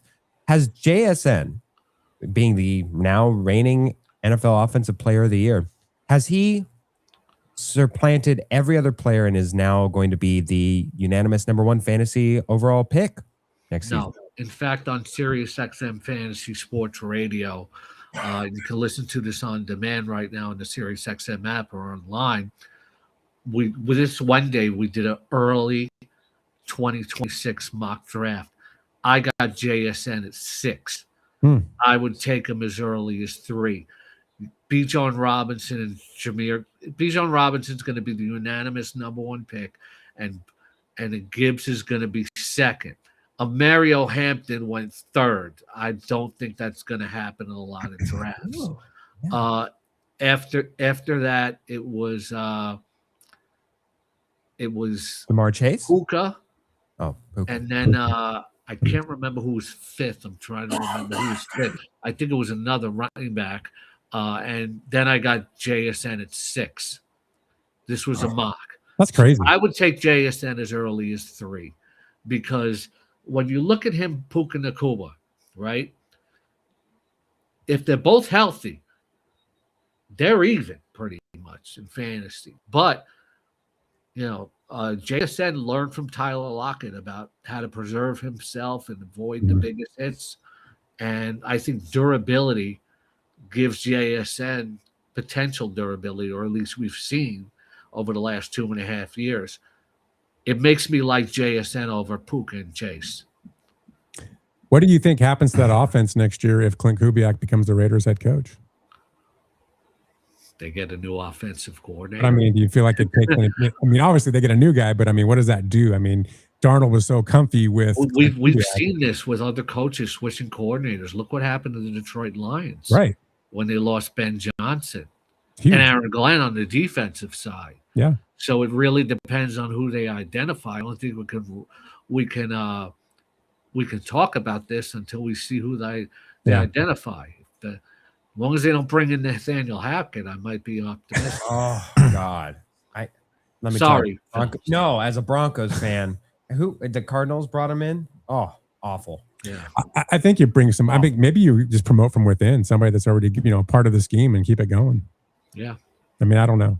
That's my biggest. I hate the fact that we're probably losing him. I love Clint Kubiak. I am so critical of us offensive coordinators over the years in Seattle, and I felt like we finally had the guy, and now 1 year and he's gone.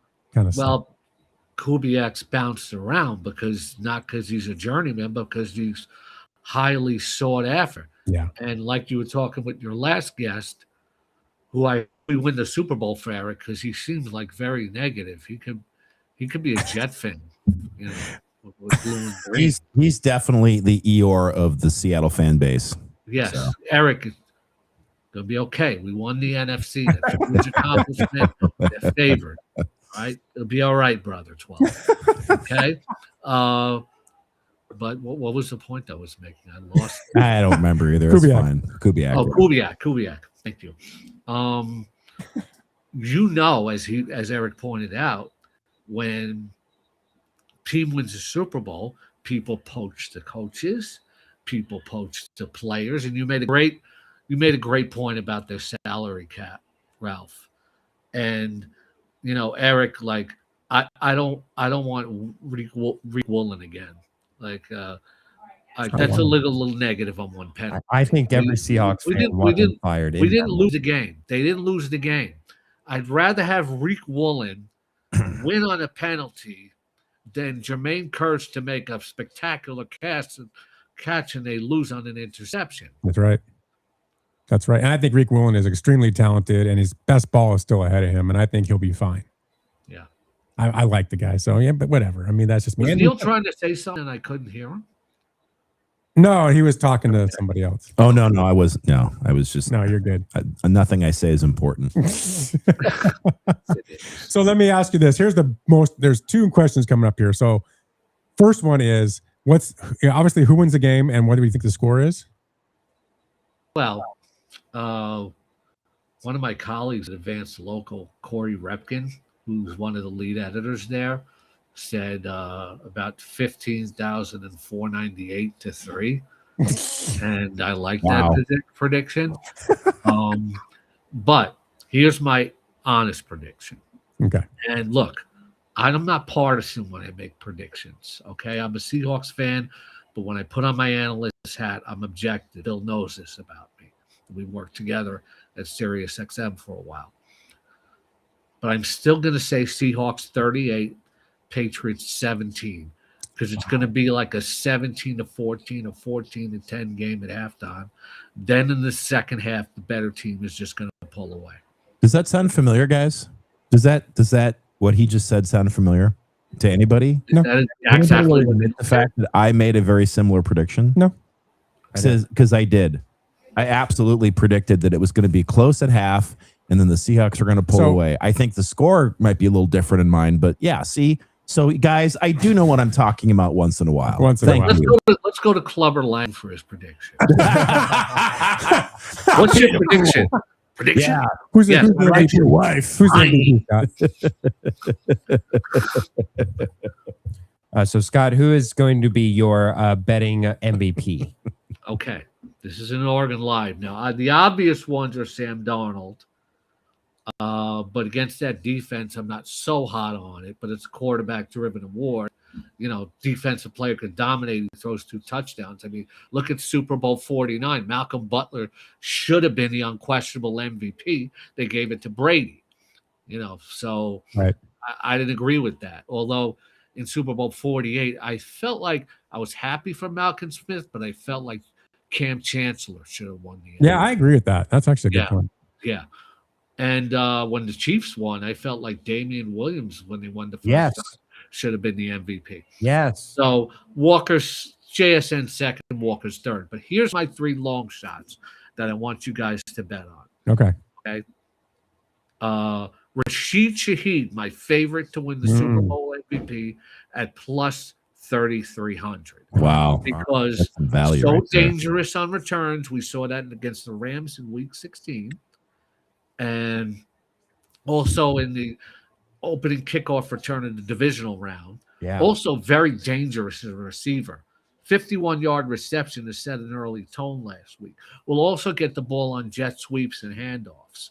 Usually very often it's not the guy you predict.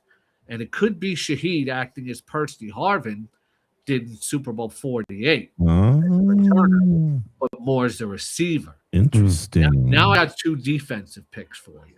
Okay. Okay, because the Seahawks defense is like the crux of this team.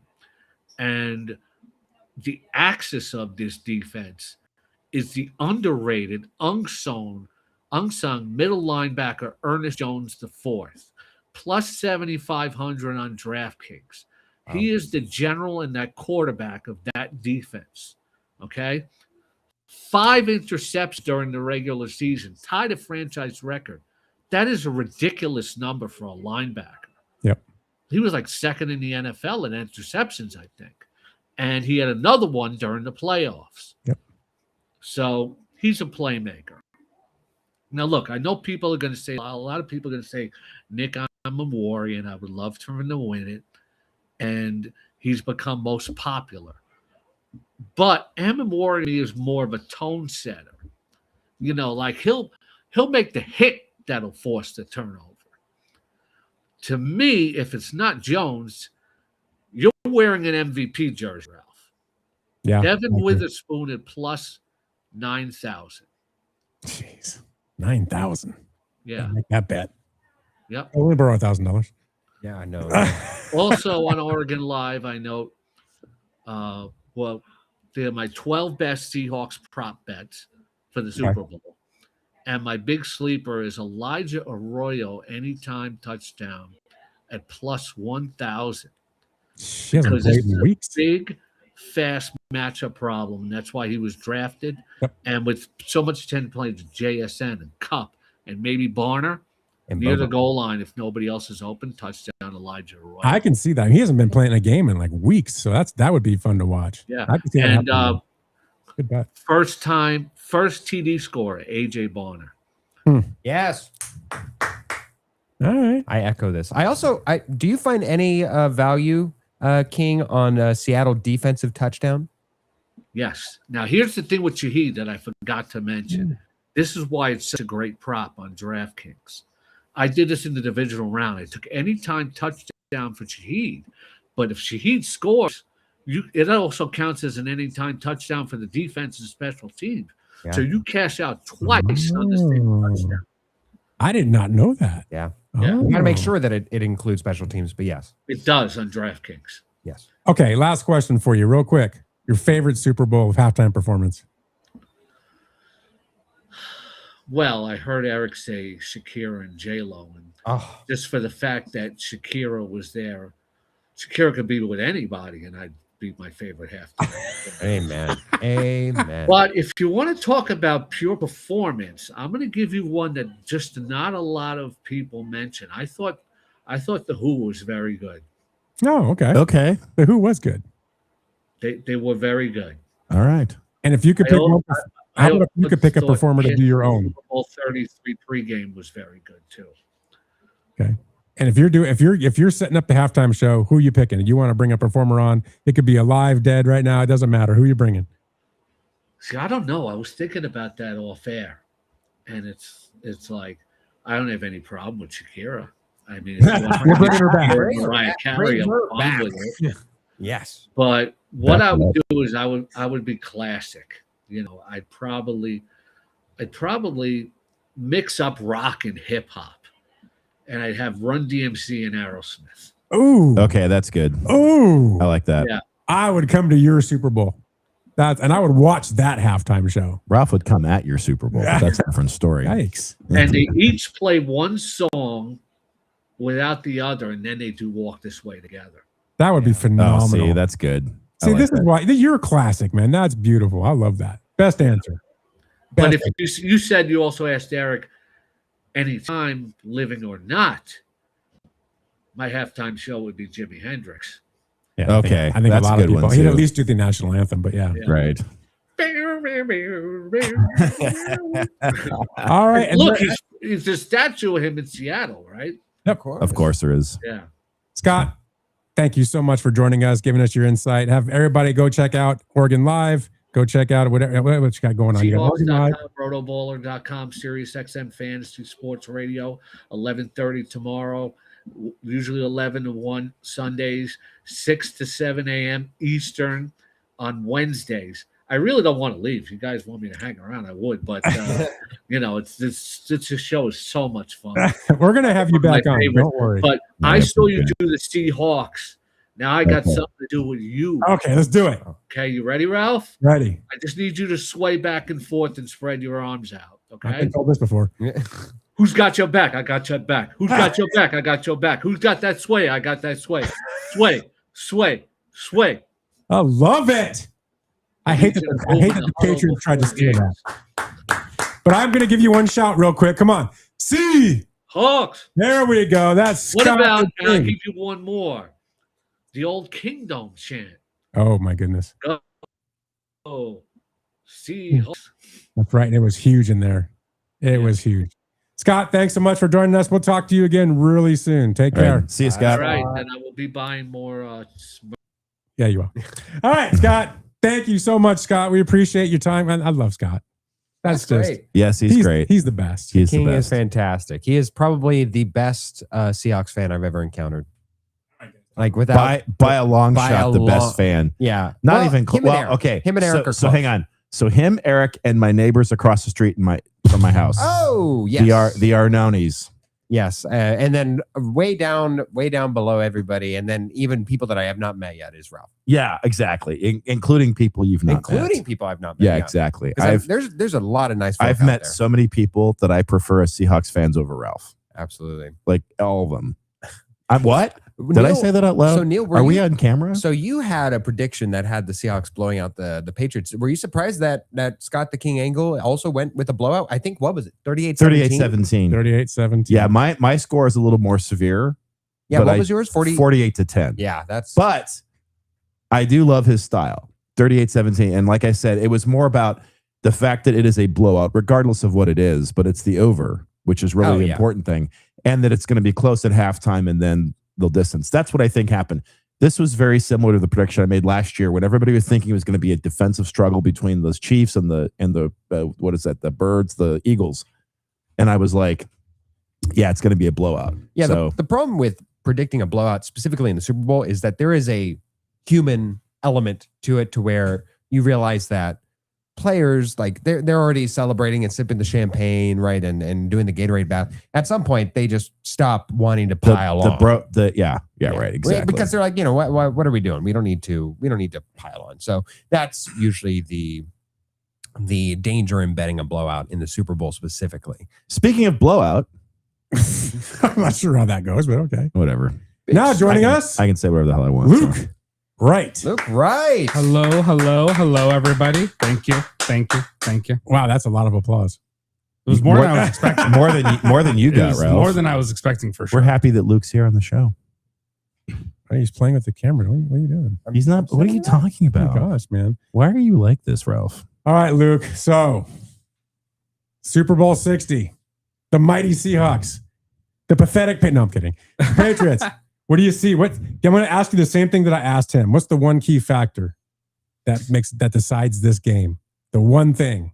Which version of Sam Darnold are we getting? Thank you. Wow. Thank you. I forgot how much like Phil you are. It's as simple as that. I mean, if you want to be more generic, I'll even just say, what version of the quarterbacks are we getting?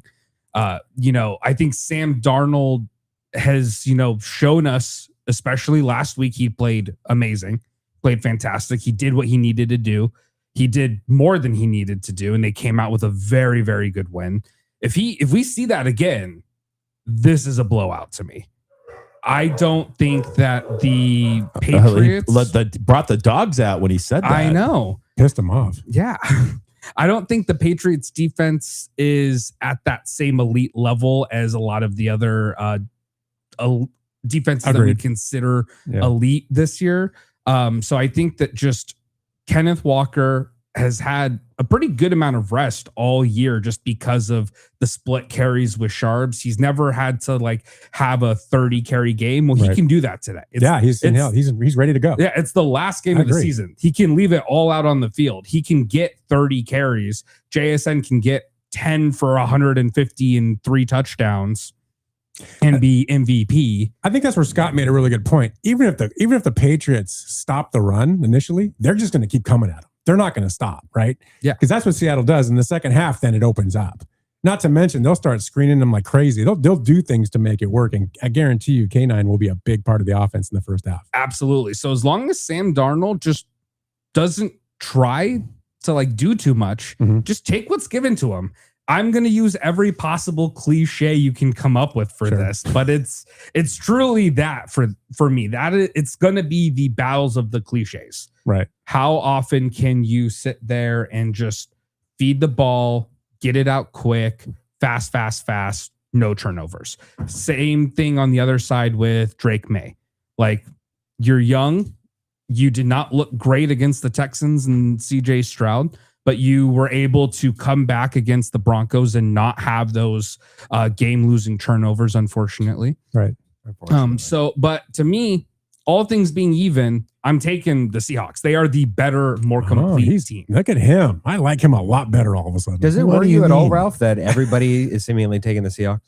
Does it worry me? Yeah.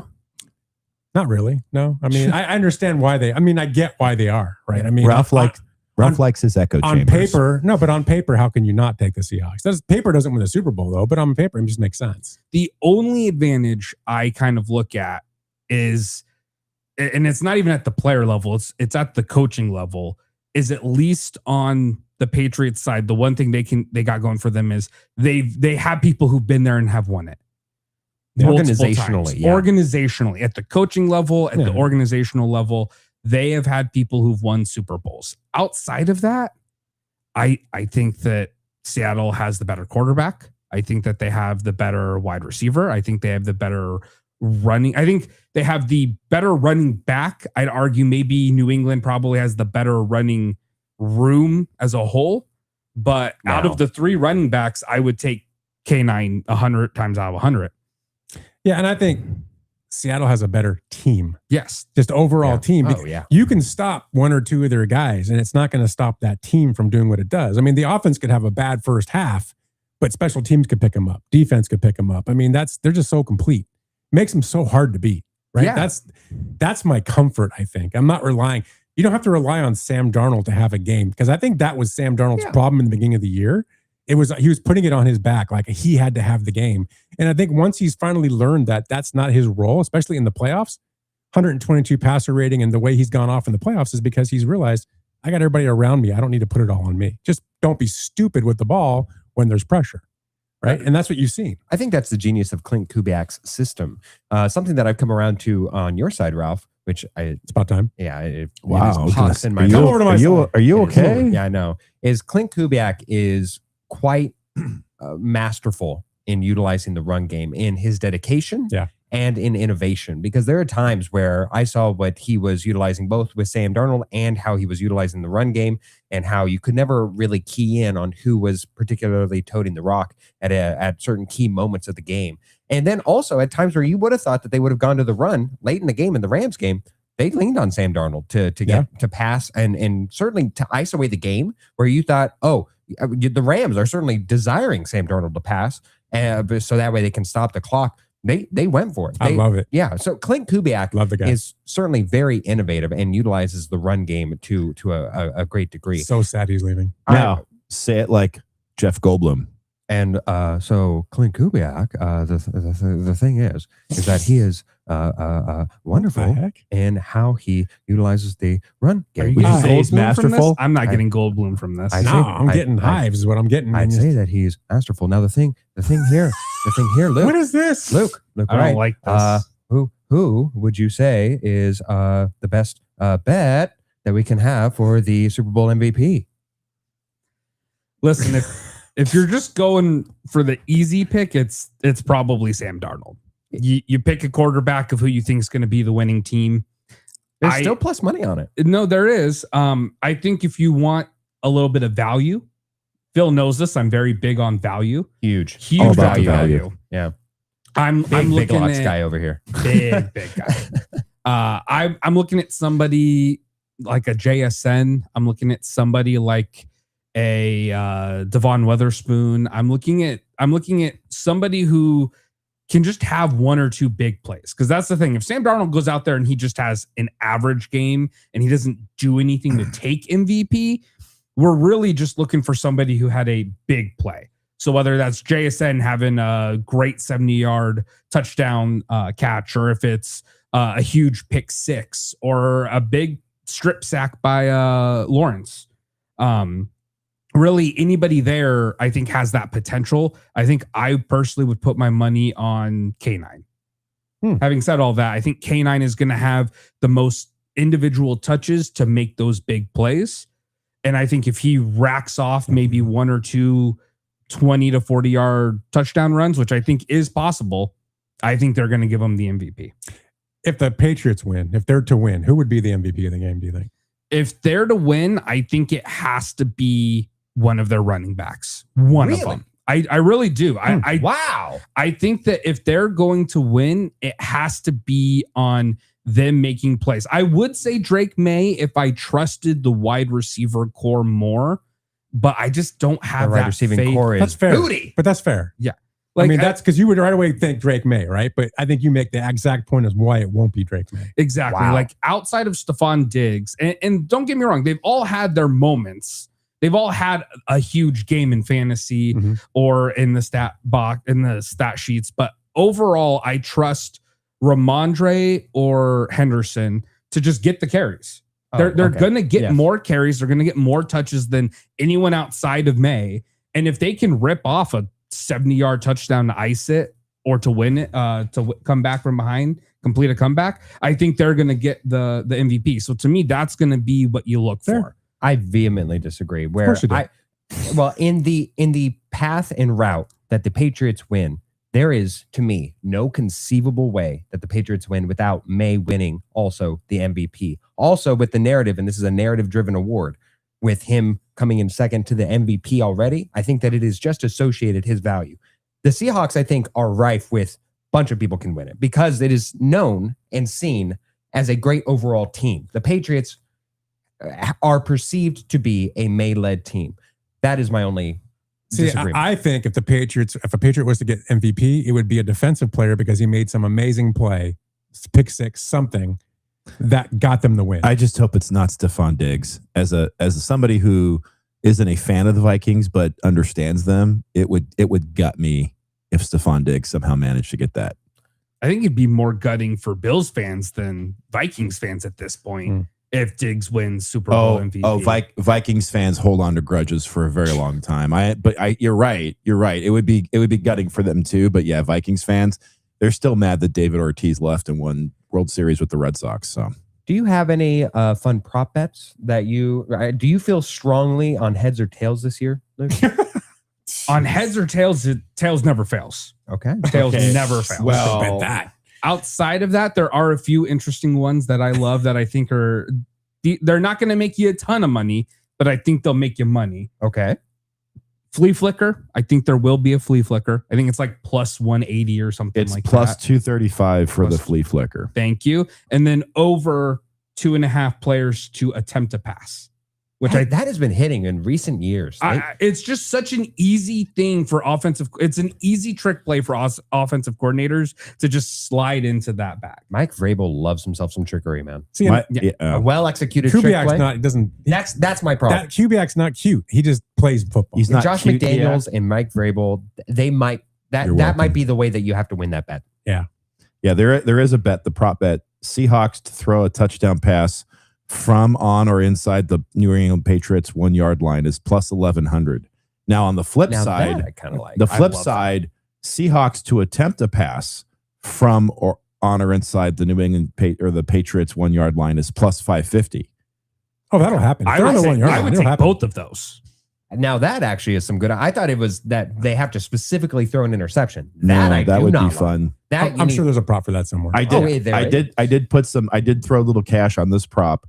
Score on first offensive play. For who? I think the Seahawks get the ball first. I think the Patriots win the toss. They'll defer, give the ball to the Seahawks. In the first play of the game, they're just going to run some kind of trickery and just He's going to kick the ball to the end zone. I was going to say, qualifying question. If Rashid Shaheed were to run it back does that still cash? No. There is. Yeah. Will there be a kickoff return for a touchdown? Is plus 2,200. I don't. They're kicking it out of the end zone. Yeah, they've seen Rashid Shaheed. Yeah, that's what they said about Devin Hester too. Yeah, I know. Yes, I remember those days. So let me ask this now. Let's go to the most important stuff. Last couple questions here. Okay, yeah. Favorite halftime show. Favorite halftime show. Let's see if Phil's right. Probably the Dr. Dre Eminem halftime show. Oh wow, that's a good one. That's a good one. But that is good. What did you looking at 50 Cent hanging upside down while rapping? He was literally hanging in the club. Yeah, there was no way that was it for me. I had thought that it might be the Coldplay concert, but you would have had to have limited That's what he said. Limited it. Look at his face. Look. What the? What kind of friend are you? What kind of friend are you? What? I apologize for whatever vibes I've given off that made you think that I was such a big Coldplay fan. Awesome. Didn't say that I wanted. Also, that was Super Bowl 50, which was a very enjoyable Super Bowl. So I didn't get to watch it. That's we talked about. I don't remember it. I was working at Pizza Hut, which it is required. It is not allowed to take Super Bowl Sunday off. It is quite literally their delivery Super Bowl. place. Yeah. Literally, I quit that job. Yeah. Yeah. And so I almost caused, now that I believe statute of limitations is run out on this, I almost caused like 3 accidents as a delivery driver that day, listening to the Broncos win the Super Bowl on the radio. I was the worst possible driver. I stopped at every house for like an extra 5 minutes to see what I could watch. I would have done the same thing. Yeah. So I didn't get to watch the Coldplay concert. Thankfully. Okay, so very exciting game to watch. So Luke, it sucked. If you were to create your own halftime show, and it could be anybody, any artist, any act, living or dead, who would it be? Except for Abraham Lincoln. Yeah, except him. Oh, dang it. I got refocus here. I honestly, bang Niner game. It's already happened, but I would probably do Eminem again. Okay, but I would do more of an Eminem show. I think he did great, but I think there were a lot of different acts coming on at that time. Sure. It was more of a montage. Or if I could get just straight Eminem ensemble for the entire show. Okay, so Eminem for the whole show. Yep. Excellent. All right, very good. I'm a little stunned, but yeah. I guess there's a lot I don't know about him. Not Coldplay. I can tell you that. And not Nickelback. I like Nickelback, but I would never want them as a halftime not as show. halftime show. Yeah. No. All right. You guys have anything else for Luke? I think I'm good. All right, man. Thanks, You've had Luke. enough. Yeah, let's get him the hell out of here. Okay. I've got a feeling he's coming back on. Which is worse, out of question, Luke? A Patriots win or a Seahawks win? Just emotionally, What's like worse? what you have to live with going forward. What would hurt? Honestly, What is worse for the timeline? honestly, neither. I don't have a dog in this fight, unlike Tom Brady, who does have a dog in I know. this That's a fight. stupid statement. He came back today. He walked it back. He walked Good. it back. I don't care about the Seahawks winning. I want Sam Darnold to win. I'm hearing that a lot. Yeah, I want Sam Darnold to be able to point and laugh at the Jets, to That's point so and good. laugh at the Panthers, to point and laugh the at Vikings. the digital artist who made the mono graphic and chose that picture to use for it. I want him to get his flowers, and I want him to just give a giant middle finger. He's too nice for that, but I want him to be the one who gets the last laugh. I may not know your artists that you like or dislike, but I do know that this is a petty man, so this does track. 1,000%. All right. All right, everybody. That's Luke, right? Luke. Right. Thank you, Luke. Thank you. All right. Okay, so we got one more guest. We do have one more guest. One more guest, and We'll have to And see this how will be the when- first- when Luke sneaks behind Phil as he's leaving. Like it's pretty obvious where he was sitting. This will be the Thank first you, Luke. Patriots prediction. That is my Patriots prediction. Is that he is? This will be our first Super Bowl Patriots prediction winner. See you later. I have great confidence in that. And here comes the other guest behind him. I think that this might be our first Weekend Warriors Super Bowl show. You know, what's funny is when Ben sits next to you, it's like Lou Ferrigno sitting next to Twiggy something or other. I don't know, man. He's a big man. He's a big man. I would And liken it to you were not a big man next to him. Yeah, Lou Ferrigno next to Frankie Valli. Oh, that's okay. That's actually, that tracks. I like that. That's very good. Yes. Well, not current day Frankie Valli. Frankie Valli current day is like a ghost, man, like a walking ghost. It is not pretty. Yeah, it's not pretty at all. No, but he does. Yeah, Ben. there he is on our camera. Ben cuts a very significant figure into the camera. So it's you're gonna have to compete with that. Okay. Am I man crushing on Ben a little bit? A little bit. Man, why not? Now that I'm here, watch the subscriber view go up, and That's right, man. followers Seriously. just doubled right now. And Ladies, everything's if- dropped. Our followers have dropped. Ladies, if you're interested, I mean, we got a eligible. Are you a bachelor I'm not officially? eligible now. Okay, well, in case he might be someday, look him up, He man. might be someday. And once she figures him out, he will be. That's right. So Ben, asking you the same question I ask everybody, kind of. 6'2", 230 pounds. Thoughts on bubble baths? I love long walks on the beach. My Wow. turn off are mean people. What is the one key in this game that's Scoring the most points. the one key factor in this game that's going to lead to somebody winning or losing? The one key factor. What do you think it is? Don't say scoring the most points. That's Come how- on. How games work, Ralph. This is your first time. All right. It is actually. This is why it says I love the Colts under your name because Yeah, you just go. make no sense. Go Colts. Go Colts. All right. He's wearing this. I didn't even realize you're wearing that. Where's he going? Well, you had to. So that's it. Score more points. Well, everyone's saying, "Oh, it's the defenses. It's the defenses. It's going to be a tight game, close game, small." When everyone says that, what happens? It's the opposite. Everyone's wrong. It's the going to be a opposite. blowout. the Seahawks are favored. Okay, that means the Patriots are going to win by 3 touchdowns. I told you, first Patriots Super Bowl prediction right here. He did. Okay, so let me ask you He this. called it. You're watching the game. First 5-10 minutes of the game. What are you looking for? What helps you go, okay, man, I can see this happening in this game. This is the way this is going. Cheerleaders. Besides the cheerleading, The cheerleaders. what do you think? Go, okay, yeah, wow, this is going to go a certain I think way. the first 5 minutes of the game, probably coaches on both sides, they realize, this is the big stage. It's the big Right. game. Everyone's watching. Right. We're not going to do anything crazy coming out the bat. Let's get these guys into a rhythm. Let's get them comfortable. Let's get them settled because the nerves are just obviously going to be there. Yeah. So I think the first 5 minutes of the game are probably going to be a little bit boring. Maybe some run plays, get the guys, Some 3 and outs. yeah, Feeling maybe, each other couple out. punts. Yeah. Like a first date. Get a helmet on the helmets, get those jitters out. Okay. And then, that end of the first quarter, start of the second quarter, that's when they're going to start opening up their offenses.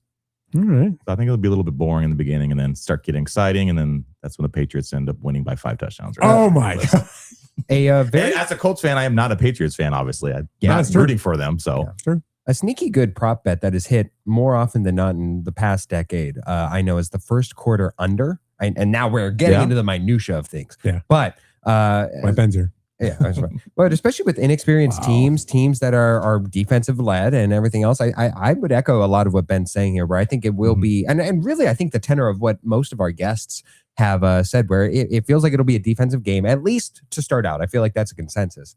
And especially for the first quarter, you rarely see an exciting first quarter. Like very rarely do you, I mean, especially with Tom Brady Super Bowls as of recently, you don't often get fireworks to start out the game and then have that hold throughout the entirety of the game. So. Yeah, I think I read somewhere a couple weeks ago that the first half under 24 points was like a very underrated bet. I don't know what the odds are right now, but apparently it's pretty decent for that. And like looking back at previous Super Bowls, I'm like, well, yeah, it's actually, I think makes sense. The Seahawks 24 points and will score on their first drive. And commercial break. I do. I think they'll score on their first drive. Well, I mean, then I'm not saying it's a touchdown, but I think they'll put points up on their first drive. Oh, okay. I see. Okay. I just think they'll set the tone. Yeah, that's fair. And we'll see what happens. And I think the Patriots will 3 and out in their first drive with a sack. Oh, really? Is anyone writing down these predictions that Ralph says? Actually, Like, they're on the air.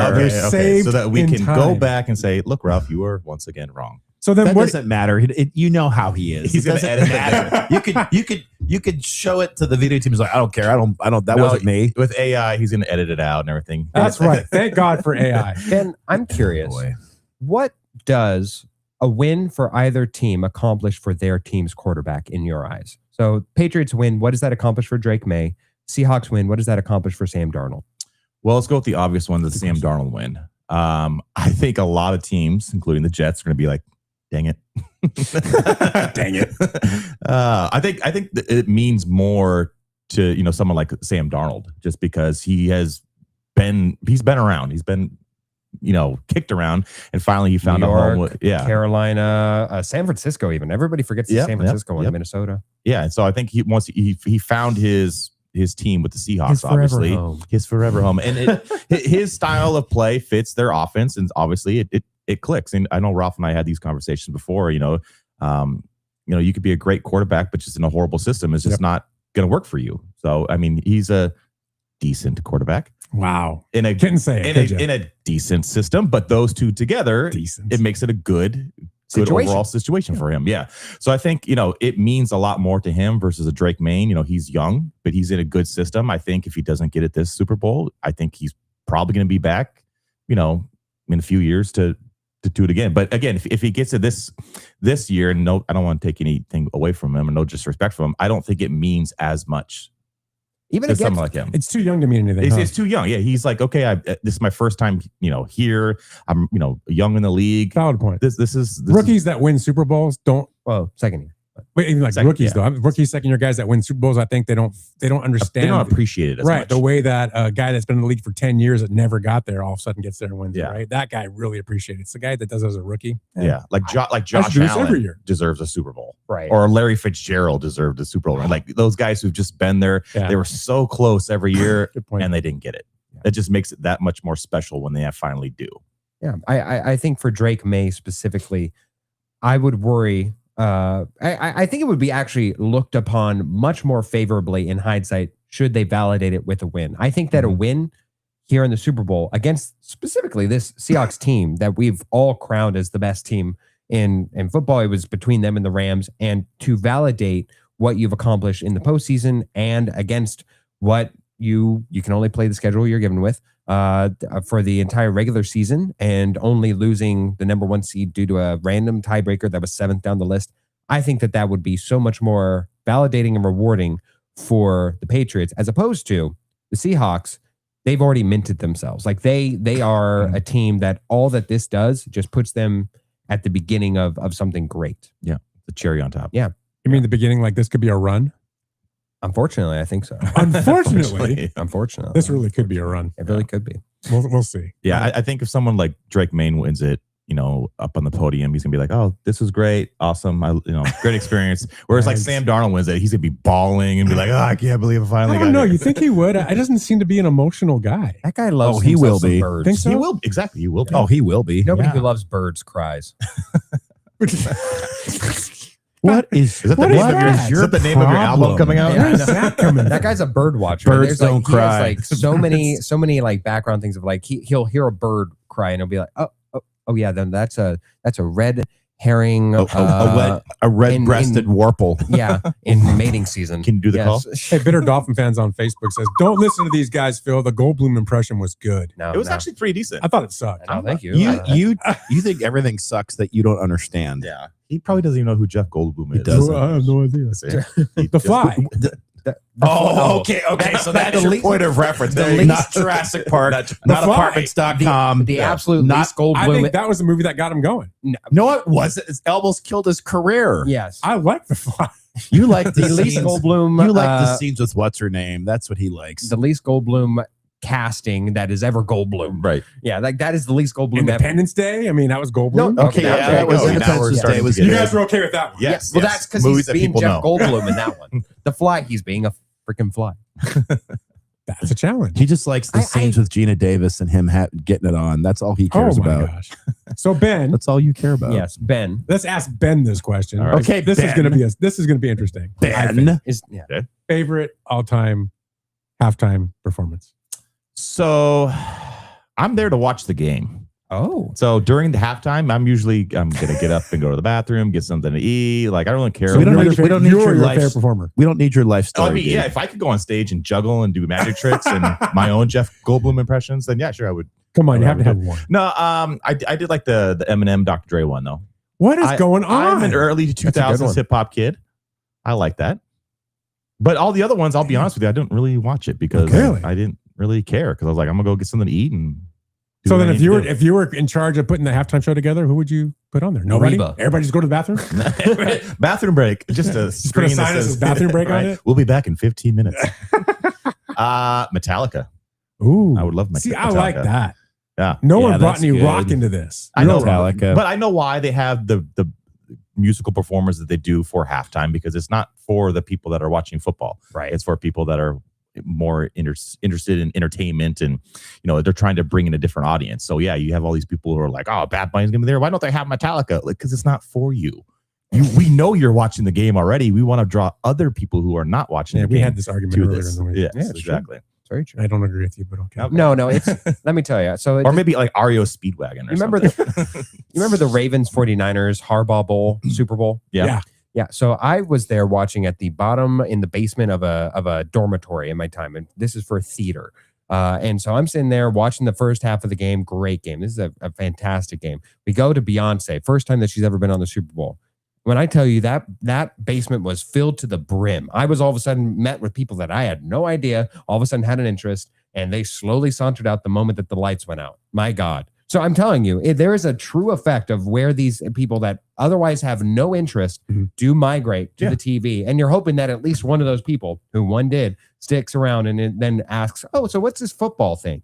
That's okay. Ralph will never be an NFL executive making that decision, thank God, so we don't have to worry about it. If I did, the best halftime. You ask anyone who's not interested in football if they're going to watch the Super Bowl, they'll say, "Yeah, I just want to see the commercials and the halftime show." Yeah, Ralph. Okay, Ralph. That's true. I mean, that's true. Check. That's what they wanted. That is absolutely we true. brought in a new audience. Right. Got it. Let's turn the tables, Ralph. Yeah. Since you're dumping on everybody's choice for a halftime show, sure. What was your favorite? And if you could create your own halftime show, who would be in it? We didn't ask him this yet. No. I'm just tired of him. Just. So I have a few, but I'll pick the one that no one else has picked so far. I like the Rolling Stones one. I thought it was a really good halftime show. All right, fair enough. And if I were to pick one, I would do Foo Fighters. You wouldn't? You're not Adam Ant? No, I would have Foo Fighters, and then I would probably have because I would like to, and I would have the ex-drummer's son on the drums for the performance. Would you have amazing? Would you have Christopher Walken and come out and say, "Ladies and gentlemen, Foo Fighters"? No, I just have you do it. You're as good as him. So more cowbell. But that's what. Who would you do, Neil? Who was your favorite? My favorite was Prince. because of it raining during Purple Rain, right? Oh, you're so Harris. Go ahead. Yeah. So, but if I were to make my own, and this is totally me, and I know it's not that way. I always wish Kiss would have done a halftime show. Oh, like a real one. Okay. Like, and I'm talking Kiss from like the late 70s, not Kiss now with whatever they're doing. Like Ace Frehley is still alive, and Paul Stanley, like the original crew up there doing their thing. And you know who could open? You know who could open for them too? Mini Kiss. You ever see Mini Kiss? Yes, I have. The little guys that dress up like Kiss. Oh, that is so funny. You have them go out there and Mini stand Kiss and regular next to Kiss. the other Kiss guys and look up at them while they're playing. That'd be phenomenal. They should Mini change Kiss their name to Smooch. That's really good. Wow. Or Peck. Just a peck. All right, Phil. They should have Taylor Swift for a Super Bowl. Yeah. Oh, God. I would turn that Absolutely. turn that 100% off. if they want to Ben? bring in a different audience. Ben, If they I'm want to with bring in a you. different audience. Yeah. Absolutely. If they want to bring in a new audience, Please. Taylor Swift My is your screen would break. How about you, Phil? Who was my favorite? Your favorite? Who would you have if you could make one? If you could produce one? All right, my favorite was the Coldplay one, mostly because it wasn't a Coldplay concert. It was Bruno and Beyonce. That was fantastic. Oh, so you were projecting on your I guess friend. I suppose I was, but I thought his was that's mostly what it was. because of the Coldplay element of it. I see. Who would I have on there? So there's Lizzo, there's Cardi B. No, I'm kidding. I would actually have, like, back in their primes, I would have Billy Joel and Elton John. Okay, that's That'd be all pretty right. good. That's all right, actually. Dueling pianos. Yeah. Have a whole production around them. Yeah, I love that. That would actually be pretty good. Yeah, I agree. I'm impressed with your answer. I thought it was going to be something really stupid. No. You impressed me on how unstupid. No you are. offense taken. No. Don't mean to offend you, but boy, I really thought it was going to be a lot more stupid than that. Wow. You. So, Ben, is there anything you're looking forward to tomorrow?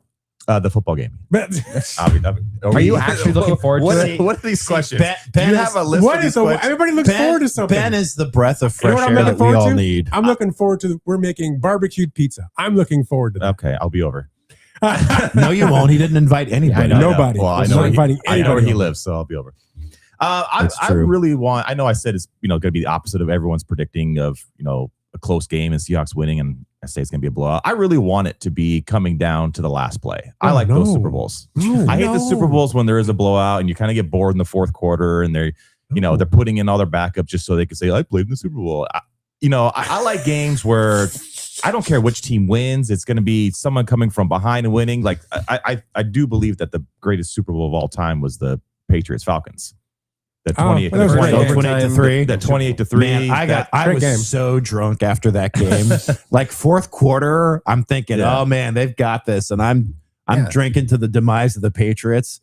And that's the worst feeling, being just completely wasted and your team lost. That's so bad. But that's the kind of game I want to see. I'm looking forward to something like that. I want it to be exciting again, something we could continue to talk about. I think my most disgusted Super Bowl ever was the fourth time the Bills lost.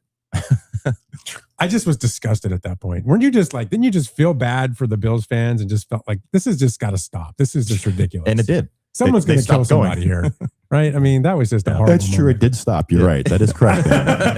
Ben, if stopped. anything, Ben is factually correct in his answers. So, did you give us your pick? You can give us your pick. I think the Patriots are going to win. The first one. Okay, but I wasn't joking about the Patriots by at least 2 touchdowns. Wow. You think it's going to be a blowout the opposite direction? Yeah, that's blowout a opposite bold direction. move, Cotton. Let's see if it pans Really? out. What makes you say that? Just because everyone is leaning towards. So you're just going against the grain. Going against the grain. You don't have a logical reason other than I that. love this guy for that reason. Yes. That's my logical reason. Am I going to Yes. put money on that? No. Oh, but But why not? You can make a lot of money if it I'm happens. sure I could. I Yeah, will I'll put say- $1 on it. The situation we have not seen the Seahawks play in favorably, really all year, is them having to come from behind. They certainly have not faced that in the playoffs. They have. Not in the playoffs, but they Not have in in the the play- season. Just think back to the Ram game. Yeah, but they. Oh yeah, They were that's down right. 16 in the fourth quarter. I forgot about that. But in the playoffs specifically, they have not faced that under tremendous amount of pressure. And so one wonders if the Patriots all of a sudden just start out with their own, a kickoff return for a touchdown on their own. And then all they have to do is just hold on, run out the clock. Let's see Sam Darnold facing pressure as opposed to It's a playing with valid the lead. point. Seattle has started fast in the playoffs. Yeah. They've been ahead every time. But I think that X factor is going to, which would make the Patriots win, is Vrabel. I think he knows the game better than anyone coaching right now. And based off these two teams. That's a bold statement. Yeah, I was going to say, I have to think about that, but That's a bold. He's been there. He's been there many times. He's coach of the year. So can you imagine winning as a player and as a coach? I think that's the first time that would have happened. I don't know, man. I feel good about our coach. I feel like he doesn't let the moment get bigger than it is. I just doesn't allow it. Yeah. The players don't allow it. It's just another week. So I don't know. I feel really good about McDowell. No, Ditka, obviously. Oh yeah, I'm sorry. As a player, What about coach, that's player right. and coach? Ditka. Yeah, player and coach. That's true. I forgot about. I'm sure there's others. So the Bears. Patriots by 2 touchdowns. Yep. The last time Patriots and Seahawks were in the Super Bowl, who was favored then? I'm legitimately asking. I don't remember. I don't remember either. I think Seattle I'm was. pretty sure I think it was Seattle, like 'cause a it was- point. Yeah, Was it? returning. Was Maybe close? like a point. It was a really close. Oh, Tony Dungy, Doug Peterson. There's a couple. There's Tom Flores. Seattle was playing good ball back then, but they weren't But they came peaking back. the way they are this year. Like they barely took out Green Bay in the NFC Championship game, if you remember that game. Oh, that's right. I thought that was the Niners. I mean, one. that was No. that was like kind of a luck to it, right? The onside kick. Yep. I mean, so their way that they're going into this year, they are peaking right now. They're playing their best ball as a team through this year. I mean, so they're where they want to be. We'll see what happens. 2 weeks can make a big difference all of a sudden when you're not playing. So here's my question, Phil and Ben, since we're talking about it for the three of us here. So let's say that your prediction's correct. Let's say that the Patriots win this game. How are we going to handle this guy? Well, I mean, there's nothing really to handle. I mean, he won't be texting us or calling us. I'm worried about the Seahawks winning because then he will be texting and calling. Oh, I've already resigned myself to he's going to be insufferable for the next forever. I think the question really should be reversed. If the Patriots do win, how is he going to handle us? I've done it before. We're going to be Ralph. I mean, I've seen my Seahawks in 3 Super Bowls and I've lost 2 of them. Yeah. I mean, so I get it. It sucks. Yeah, but for the short term, you're going to be a little emotional. Yeah. I won't be emotional, but I won't be happy. I'm not willing to say like Eric that it's been a successful season and I'm good. I mean, yeah, it has been, but I'm not good. We should have won. This is the year we should win the Super Bowl because in my opinion, the Patriots, any other year, they're not in this game. Yeah. They had such an easy route to get there, including the route in the playoffs. I still think that's with the bone knock crack on. and everything else. I mean, I just think they're lucky to be there. It almost feels like miracle, right? Where everybody remembers that the American team beat the Russians, but everybody sort of seemingly mistakes that was the gold. It game. wasn't. It wasn't. No, they played they still had to go beat Finland, Sweden. Yeah, I it was forget which Finland. one. It was Finland. Yeah, for the gold. actual gold. And it was like, you lose this game, you will take it to your graves. Walks out to your graves. You know, if the Seattle Seahawks lose this game because they simply just feel like they won their Super Bowl in the NFC Championship, they will. And if you think about that game against Finland, the U.S. started really slow. Yes, they were behind. Yeah. Then they got themselves together in the second period, and then they went on and won. And the key factor in that whole thing was the tie against Sweden. Nobody remembers that. Yeah, that's last second goal. Well, we didn't really going to delve into hockey. Have you heard this yet? Can you turn it up? Can't hear Can you turn it up? We haven't heard it at all. I haven't heard it right now. Hey, ready? Are you ready for it? Here we go. Yes. Broncos country, let's ride. Okay. That's a live look at That's Bo Bo Nix. Nix. That's a Bo Nix. Okay. Wisdom. Yeah, I got it. Perfect. I thought you'd like that. I think the Super Bowl this year should have been a best of 5 series between the Seahawks and Rams. You know, it's funny you That's say going that. around Sports everywhere. Girly earlier on YouTube said Super Bowl should be best of 3 Rams versus Seahawks. Oh, well, I don't It just know. doesn't work in football. I Let's know. just play one You game. can't do that. She came to me because Sports Girly is rabid in her information and learning of sports, and she's tremendous. And in the short time that she's been interested in sports, it coincides with us dating, and she's phenomenal. She picks up a lot of stuff. However, this postseason, she was like, it's really not fair that they only play one game because like the better team doesn't win. I was like, baby, that's kind of the dirty secret is that we're like, it's not the best way to crown a champion. Well, did you tell her it's not fair that other girls don't get to date you now? But Yeah. it's just how it is, right? It's just how it is. Sometimes you're stuck with the best way possible, and it's not. So wait, so you're saying that her fandom coincides with you guys dating? Fandom to sports is a general thing. Yes, Okay. as sports. So now that you've locked it up now she's going to have to keep that up forever. That is true. Yeah. Wow. Wow. Did she realize that when she signed up for this? She does now. Yeah, I just, That's right. Better her than you. In the fine All print. That's true. Any parting words, Ben? Go Hawks. Go Hawks, sure. Go home. Go home. Wow. It's a short flight back, so that's good. All right. Ben? Ben? Anybody else have anything for Ben? No, we love you, Ben. Thank you, All Ben. right. Thanks for joining us, Ben. We appreciate it. You're a beautiful I hate man. your pick. I think it sucked. Yeah. But you know what? We're an equal opportunity show, so you're allowed to have you're allowed to have an opinion from the other side. Yeah, Ben, Perfect. if you can do me a favor, should the Seahawks lose, you're going to have to make sure that Ralph hears it all week leading up to. He will. the- Don't worry. Oh, don't worry. I'm going to camp out in his living room. Nice. Nice. Thanks, Ben. Yep. Plenty of room. And there he goes. There he goes. Never having him on again. Picking Never, that's ridiculous. Not a moment too soon. Ridiculous picks like that. This is what happens when you get somebody a Colts shirt. All right, man. Yeah, brother. All right, man. Thanks, dude. Later, bye. Okay, right. guys, it's time. It's Yes. time. It's time for us. So my question is, normally Get your hands off me. Yeah, Anyway. absolutely. I feel like we should. I mean, do you feel like we should start out with Ralph because we know where that pick is? Do you? But obviously, do we? Here's the thing. Ralph has some theatrical Yes, flourish, that's- some monologue planned Can for we this. break her out the game? Let's break down the game before we get the Sure, picks. I mean, let's yes. each give our opinions of the game itself. I think Okay, that's where you All start. right, let's start there. Fine.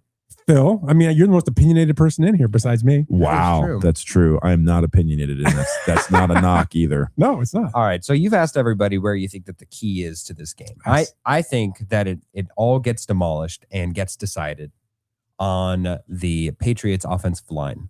That Patriots offensive line is playing, but it is certainly hobbled. Should have went first. It is playing hobbled and it is not playing up to snuff. Right. Part of Drake May's inability to play well is that he is also getting sacked time and time again. Offense, it gets stalled, but they just scored out just enough points to win the games that they've faced against top elite defenses. And kudos to them for making it to a Super Bowl, facing that defensive gauntlet that they did. However, against this Seattle Seahawks defense and that defensive line, which is just about 6 men deep. Yeah. I do not see a way that they will be able to avoid, even with Drake May's ability, because I would argue that the key to that game, the difference in the game in the AFC Championship between the Patriots and the Broncos was Drake May's mobility. He scored the touchdown. He was able to evade sacks. I get it. However, the Seattle Seahawks do not arm tackle. The Seattle Seahawks are constant in pressure. The Seattle Seahawks have backups to their starters that would also play for other teams on their defenses. So I will go and say that the New England Patriots will have the game decided based on how well their offensive line can hold up and if it can. Okay. It's good. Neil? So everybody's talking about all the usual stuff, the defenses and yana, okay? And I get that. It's all true. Defense does win championships, as we know. So I think that it's going to come down to two things. And this is very broad, and I realize it's kind of a jerk off answer, but it's fine. The first one is I think it's a lot depends, and I think it's been alluded to earlier, is the quarterback play. Okay. So Darnold, we already know Darnold might be a problem just because of his past. However, he has figured it out in the last couple of games. He's on the trajectory. He's not going to lose that stigma until if he should win this game, I think we stop talking about the past with Sam Darnold, but it still exists now. So like they said, if he doesn't try to do too much, he's got to execute under pressure. He's got to be able to read the defenses quickly, and he has to avoid the mistakes that people seem to allude to him what a lot of the Patriots fans wish were happening. Okay. Now, on the other side of the ball, Drake May is known to give up some turnovers once in a while. So that could be fatal. So he's got to, if anybody's got to play within themselves, to me, it's got to be Drake May, because this is his first time doing it. Darnold, it's his first time as well, but I just feel like Darnold's a little more prepared. So I'm just saying quarterback play is huge. Darnold has been to a Super Bowl, but as a backup. Yeah. That's true. I forgot about that. I know. Yeah, I forget about that. He made Anyway, that very but- clear in the media. Yeah. So the other thing is, like we talked about with the Los Angeles Dodgers, because Shannon Stewart loves to talk about the Dodgers, so we'll bring it up. I think that the moments make a championship. These teams are playing equally well. There's going to be a key moment, a key mistake that happens somewhere. It might just be one, it might be two, but ultimately I think this comes down to a mistake. Now, here's my caveat to this. I think that the mistake is going to happen early in the game, and that's why I think it's going to change the tide very quickly. I'm not talking throughout the whole game. I think the first half of this game sets the tone. And then I think the second half is going to be much different. So who makes that first big mistake early is going to be huge in this game. So that's what I'm looking for. Okay. I got a lot to say. Oh my goodness. Buckle up, kids. I'm gonna go look on scrolling in social media while you're talking. I have one name for you. Oh. Will Campbell. Okay. Will Campbell, the left tackle of the Patriots, has been atrocious this year. Atrocious. He's given up 4 sacks just in the first 2 playoff games. He's a definite weak link on that offensive line. And then you look at their left guard, I'll give you another name, Jared Wilson. Hasn't been much better. These are both rookies. Seattle will attack this weakness. You have to, right? Seattle is the best team in football at rushing 4 guys and getting pressure on the quarterback. I think because of this weak link that you have, not only will the top guys, the frontline guys, be able to get to the quarterback quickly, it'll allow them to get slightly cute with some blitz packages and really get all over Drake May. They're not going to have to blitz a lot to get pressure. I think they'll get pressure no matter what because of the weakness here. But I think this weakness is going to really hurt Drake May's ability to do what he's going to need to do. Seattle's going to be able to put pressure on quickly. For the Patriots to win, they have to protect Drake May. He needs time to throw the ball. He has to have that time. I don't know that he can get it. He's going to be able to move the ball a little bit here and there. They won't be able to run on this team. So a lot of it's going to be on Drake May, and I don't think he's ready for that moment. I just don't. I don't see him able to take advantage of the little things, and there will be little things that the Seahawks defense will give him, especially in the middle of the field. Can he take advantage of those little things? Down in the box, when we get down to the 20-yard line, good luck. Because that defense, 20-yard line in, it's uncrackable. They don't give up touchdowns. They give up field goals. He said crack. Yeah, they're uncrackable, right? Is that an uncrustable? When I look at the other side of the ball and I look at Seattle, I was worried when Nick Emmanwori turned his ankle on Wednesday, but he seems to be fine. He was actually off the injury list yesterday. So that's good news. Nick Emmanwori is an X factor in this game because he makes things happen with his speed. He's so fast that he gets to guys before they even think that he's going to be there, and he makes plays happen. Nick Emmanwori is factor X. Darnold getting pressure, I'm sure he will get some. I'm not worried about him because he's making the right decisions. He'll throw the ball away. He'll do the things like Scott was talking about. He's matured to the level where he can throw the ball away and he can live to fight the next play. And that's huge in his progression of getting rid of the interceptions and having 122 passer rating in the playoffs. So I like that. And when it comes down to their offense, I just don't think they have an answer for JSN. I don't know that anyone does. And that's just scary. I know they're going to try to double team him. Go ahead. Because then you're going to have to deal with the tight end. You're going to have to deal with Cooper Kupp. You're going to have to deal with all those things. We have to deal with Shaheed down the field. There's just so many weapons on this offense, not to mention the dink and dunk of K9. It just makes it so tough. But the key to this game, in my opinion, for the Patriots, bottom line is they've got to find a way to protect Drake May. And I don't think with that left side of the offensive line that they have, they're going to be able to do that. They've been able to survive the AFC playoffs with that issue. Even though Drake May was sacked so much in the first 2 games, I'm throwing the third game away because the conditions in the field. Yeah, you have to throw it away. Half of the game. Yeah, they couldn't do anything, right? They couldn't do anything in the first half either. But in the second half, I don't blame them. I blame the conditions. But if you look at the first 2 games and the first half, that O-line was not good at all. They were bad. Drake May had to deal with a lot of pressure. And he's going to see some pressure like he's never seen this year. And I think that's the X factor is, can Seattle take advantage of the left side of that line? And what will Drake May do with that pressure on him? That's what's going to decide this game. You put up an interesting point that actually I don't know that I necessarily agree with. You said that they're going to try and double JSN. I think they're going to try. I think they're going to try. I suppose. But what happens? What happens if they are able to successfully take out JSN with a defensive player of the year candidate? I'll go there with Christian Gonzalez out of Oregon. He is a cornerback, highly touted. Yes, he had a touchdown dropped on him from Jared Stidham. Understandable. But he was the one who made the game-sealing interception on behalf of Stidham at the end of that game. Right. He is somebody who is certainly worthy of a shutdown corner moniker. If he is able to successfully shut down JSN, are there enough weapons elsewhere for Seattle's offense to operate successfully? And earlier in the year, I would have said no because there wasn't chemistry, but now there is. So yes, and I'll say one word, Shaheed. Shaheed and Darnold now have chemistry. They didn't have it earlier in the year. I mean, he wasn't on the team until how many weeks in, right? but you can see that chemistry now. And so if you take JSN out, you got to deal with Shaheed downfield, and you have to deal with Kupp, because Kupp in the middle of the field is deadly, right? That's not even accounting for Garner as a tight end with his little, middle of the field stuff. So yeah, go ahead and take him out.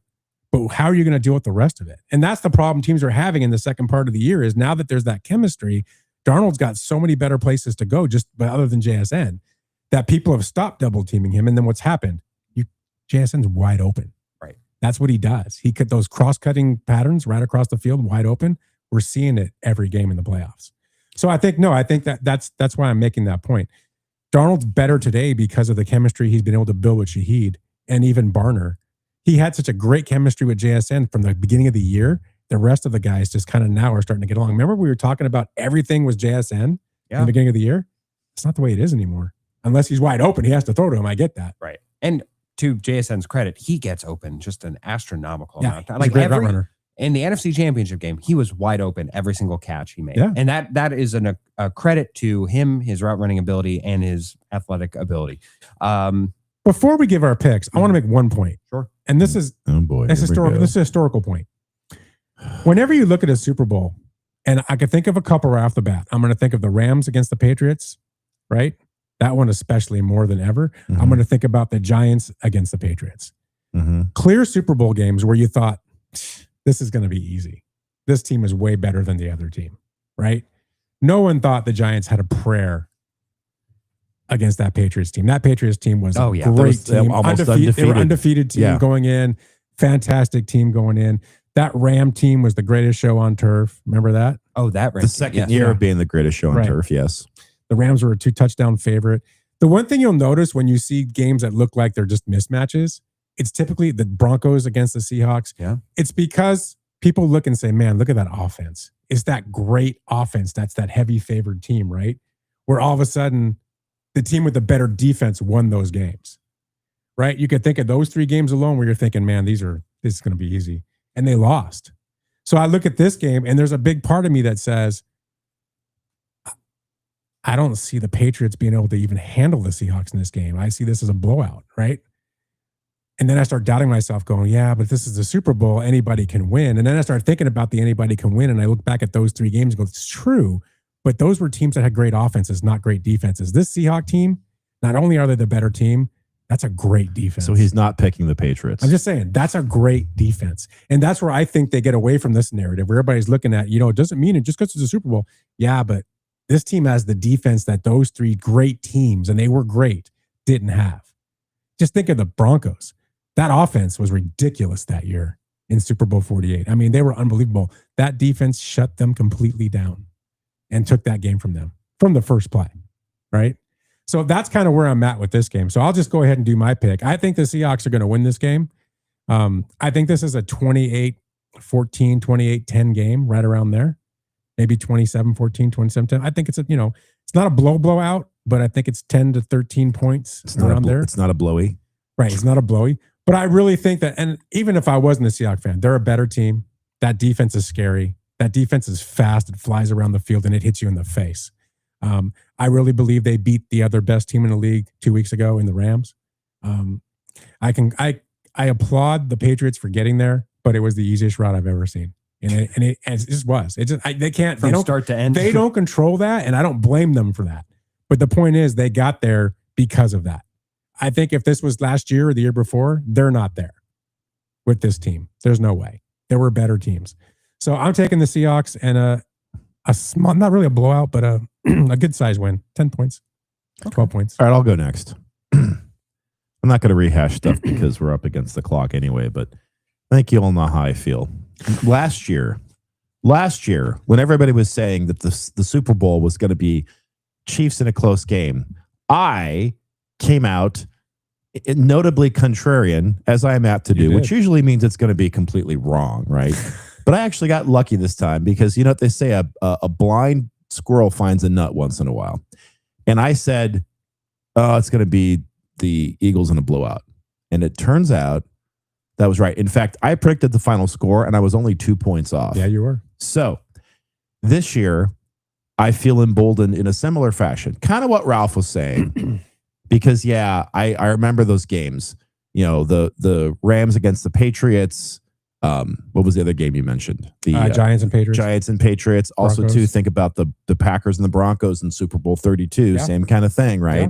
So I agree with you, though, that I think my problem with going total contrarian is that, number one, I still contend that the Seahawks are just a more complete team. I also contend that the Patriots, because of the schedule, haven't really played anybody. So if they're going to win, if they win this game, then that will remove that stigma. I just don't think it's going to happen. I think it's way too much. And I'm not even right now. The Seahawks are favored by 4.5. Mm-hmm. I think it's going to be an absolute blowout. So Wow. here's my pick: Seahawks, and I pick the over. In fact, my final score prediction is 48-10, and I think that the Patriots have a field goal going into halftime. It's like 10-3 at halftime, and I think the Seahawks come back from the halftime adjustments, and they just hit the pedal to the metal. And I think that the Patriots will get some kind of garbage time touchdown near the end, but it's going to be 48-10. That was very Bronco-esque. That was very. Super Bowl 48-esque. The largest margin of victory is 45 points. That was when the 49ers defeated my Broncos in 1990. So, I mean, you're bordering on that territory with your pick. A little bit. Yeah.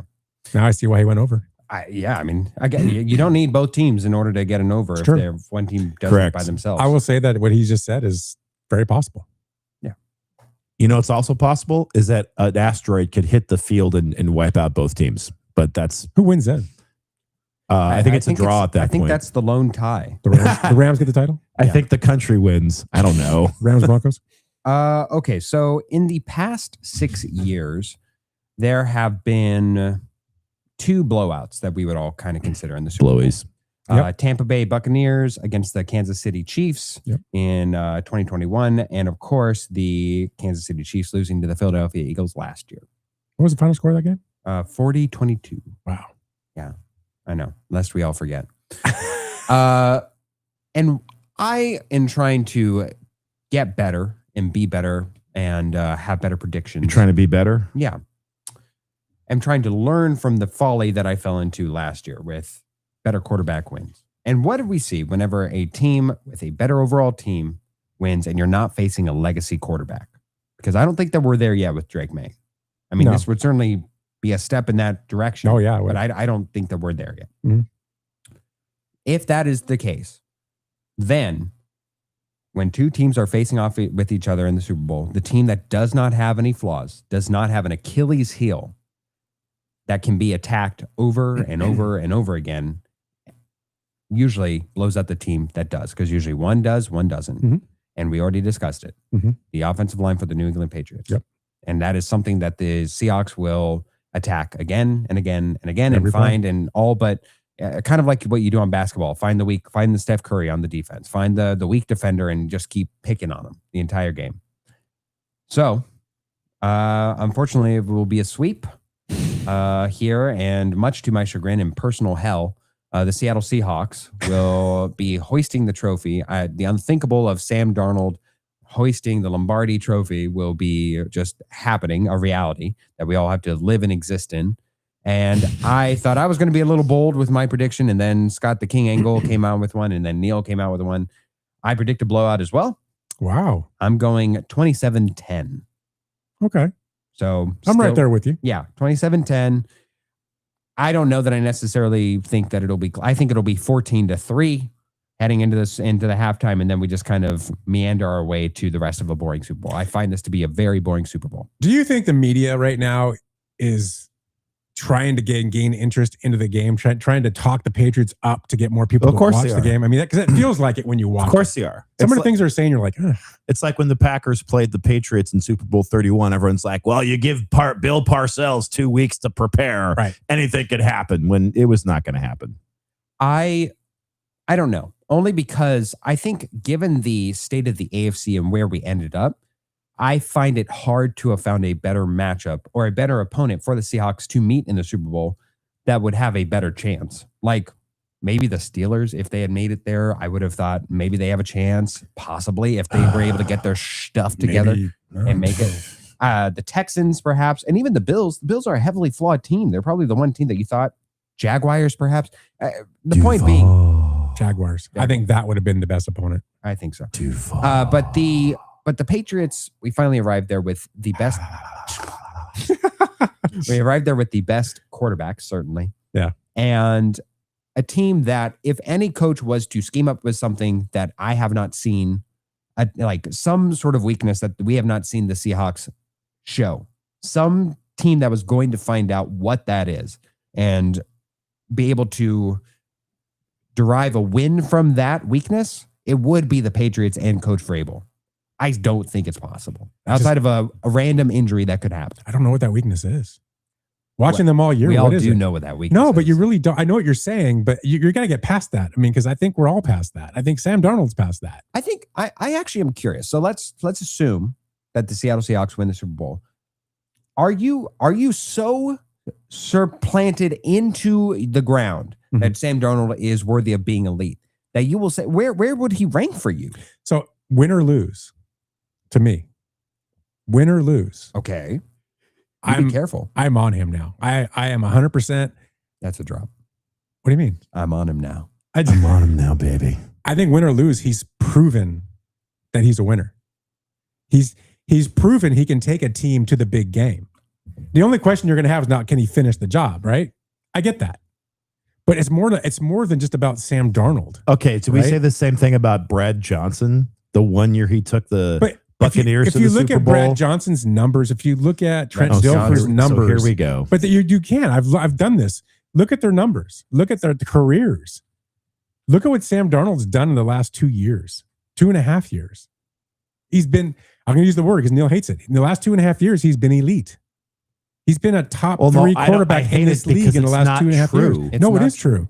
He's been a top producing quarterback. It's true. Look in at Ralph's his numbers. World. Look at his passer rating. Look at his QBR. Look at everything. They've been elite the last 2 seasons. Look at his numbers in the playoffs. They are elite. He's an elite producer. Okay, how can you be an elite producer but not an elite quarterback? He's going to sit there and raise a Lombardi if he is lucky enough to raise the Lombardi, and you're going to sit there and say he's not. He's not. Okay. It definitely goes better. If he wins, it goes much better in his direction. I become less agitated about the conversation. I am excited about my future with Sam Darnold as a quarterback. Yeah, I become much less agitated, and then we'll see what happens the following year. But ultimately, if by some random thing he loses, then we're back to where we were, and we're arguing semantics. I disagree. We're not back where we were. Where we were was pretty bad. Because Ralph just wants to be right. No, because where we were was they can't even win a playoff game. We're not there anymore. He got us to the Super Bowl. The difference is that I like your future with Sam Darnold at the cap number of which he currently resides at. That's a great number. That is a great We number. got 2 more years of that. That is where he is truly elite. Got 2 more years of that. Yes, absolutely. Are you going to pay him when it comes up? I guess we'll see in 2 years. Matthew Stafford is a quarterback that I feel confident could have been on the Panthers and taken them further than where they were. Stafford? Yeah, Stafford. Sam Darnold, if he were on the Panthers, I think they reside exactly where they were. I can argue that point and say, what did Stafford do with the Lions? He took them further than where I think they otherwise they went nowhere on that team. No, come on. They went nowhere. They were nothing with Stafford. I mean, they made the playoffs. He was great. He was a good quarterback, but he was just a good quarterback. He wasn't anything great. He became elite when he matched up with Sean McVay and they put that team together. That's when he became elite. When did Darnold become elite? If he's going to be elite, it's going to be when he matched up with Mike McDonald and Clint Kubiak and became part of this squad. That's when he became elite. I mean, if Josh Allen were on this Seattle Seahawks team, I think we're talking about a darn near undefeated team. Yeah, I think so. Yeah, I don't think that 3 losses is even on the table. I don't think that they're trailing by 16 points in that week. What was it, 16? Matchup with the Rams. Well, you have to give the Rams credit. That was great. It's a great team. It's a great team. That's a great defense. I mean, everything about that team is great. But Sam Darnold is a quarterback that has the ability to succeed when the situation around him is optimal, and it is such the case. And the system's optimal. Yes, agree. But that's any quarterback. That's my point. Well, all of this speculation is going to get settled tomorrow. Yes, it is. See, come on. I don't know what is going to be more obnoxious. If the Patriots win and we have to deal with Patriot fans, or Seahawks lose and we have to deal with from a fan base perspective, the Patriots would be a hell of a lot more annoying. Everybody enjoy the Super Bowl tomorrow. We'll see you again, same time, same channel next week. To Weekend Warriors. And I have to say it, go Hawks.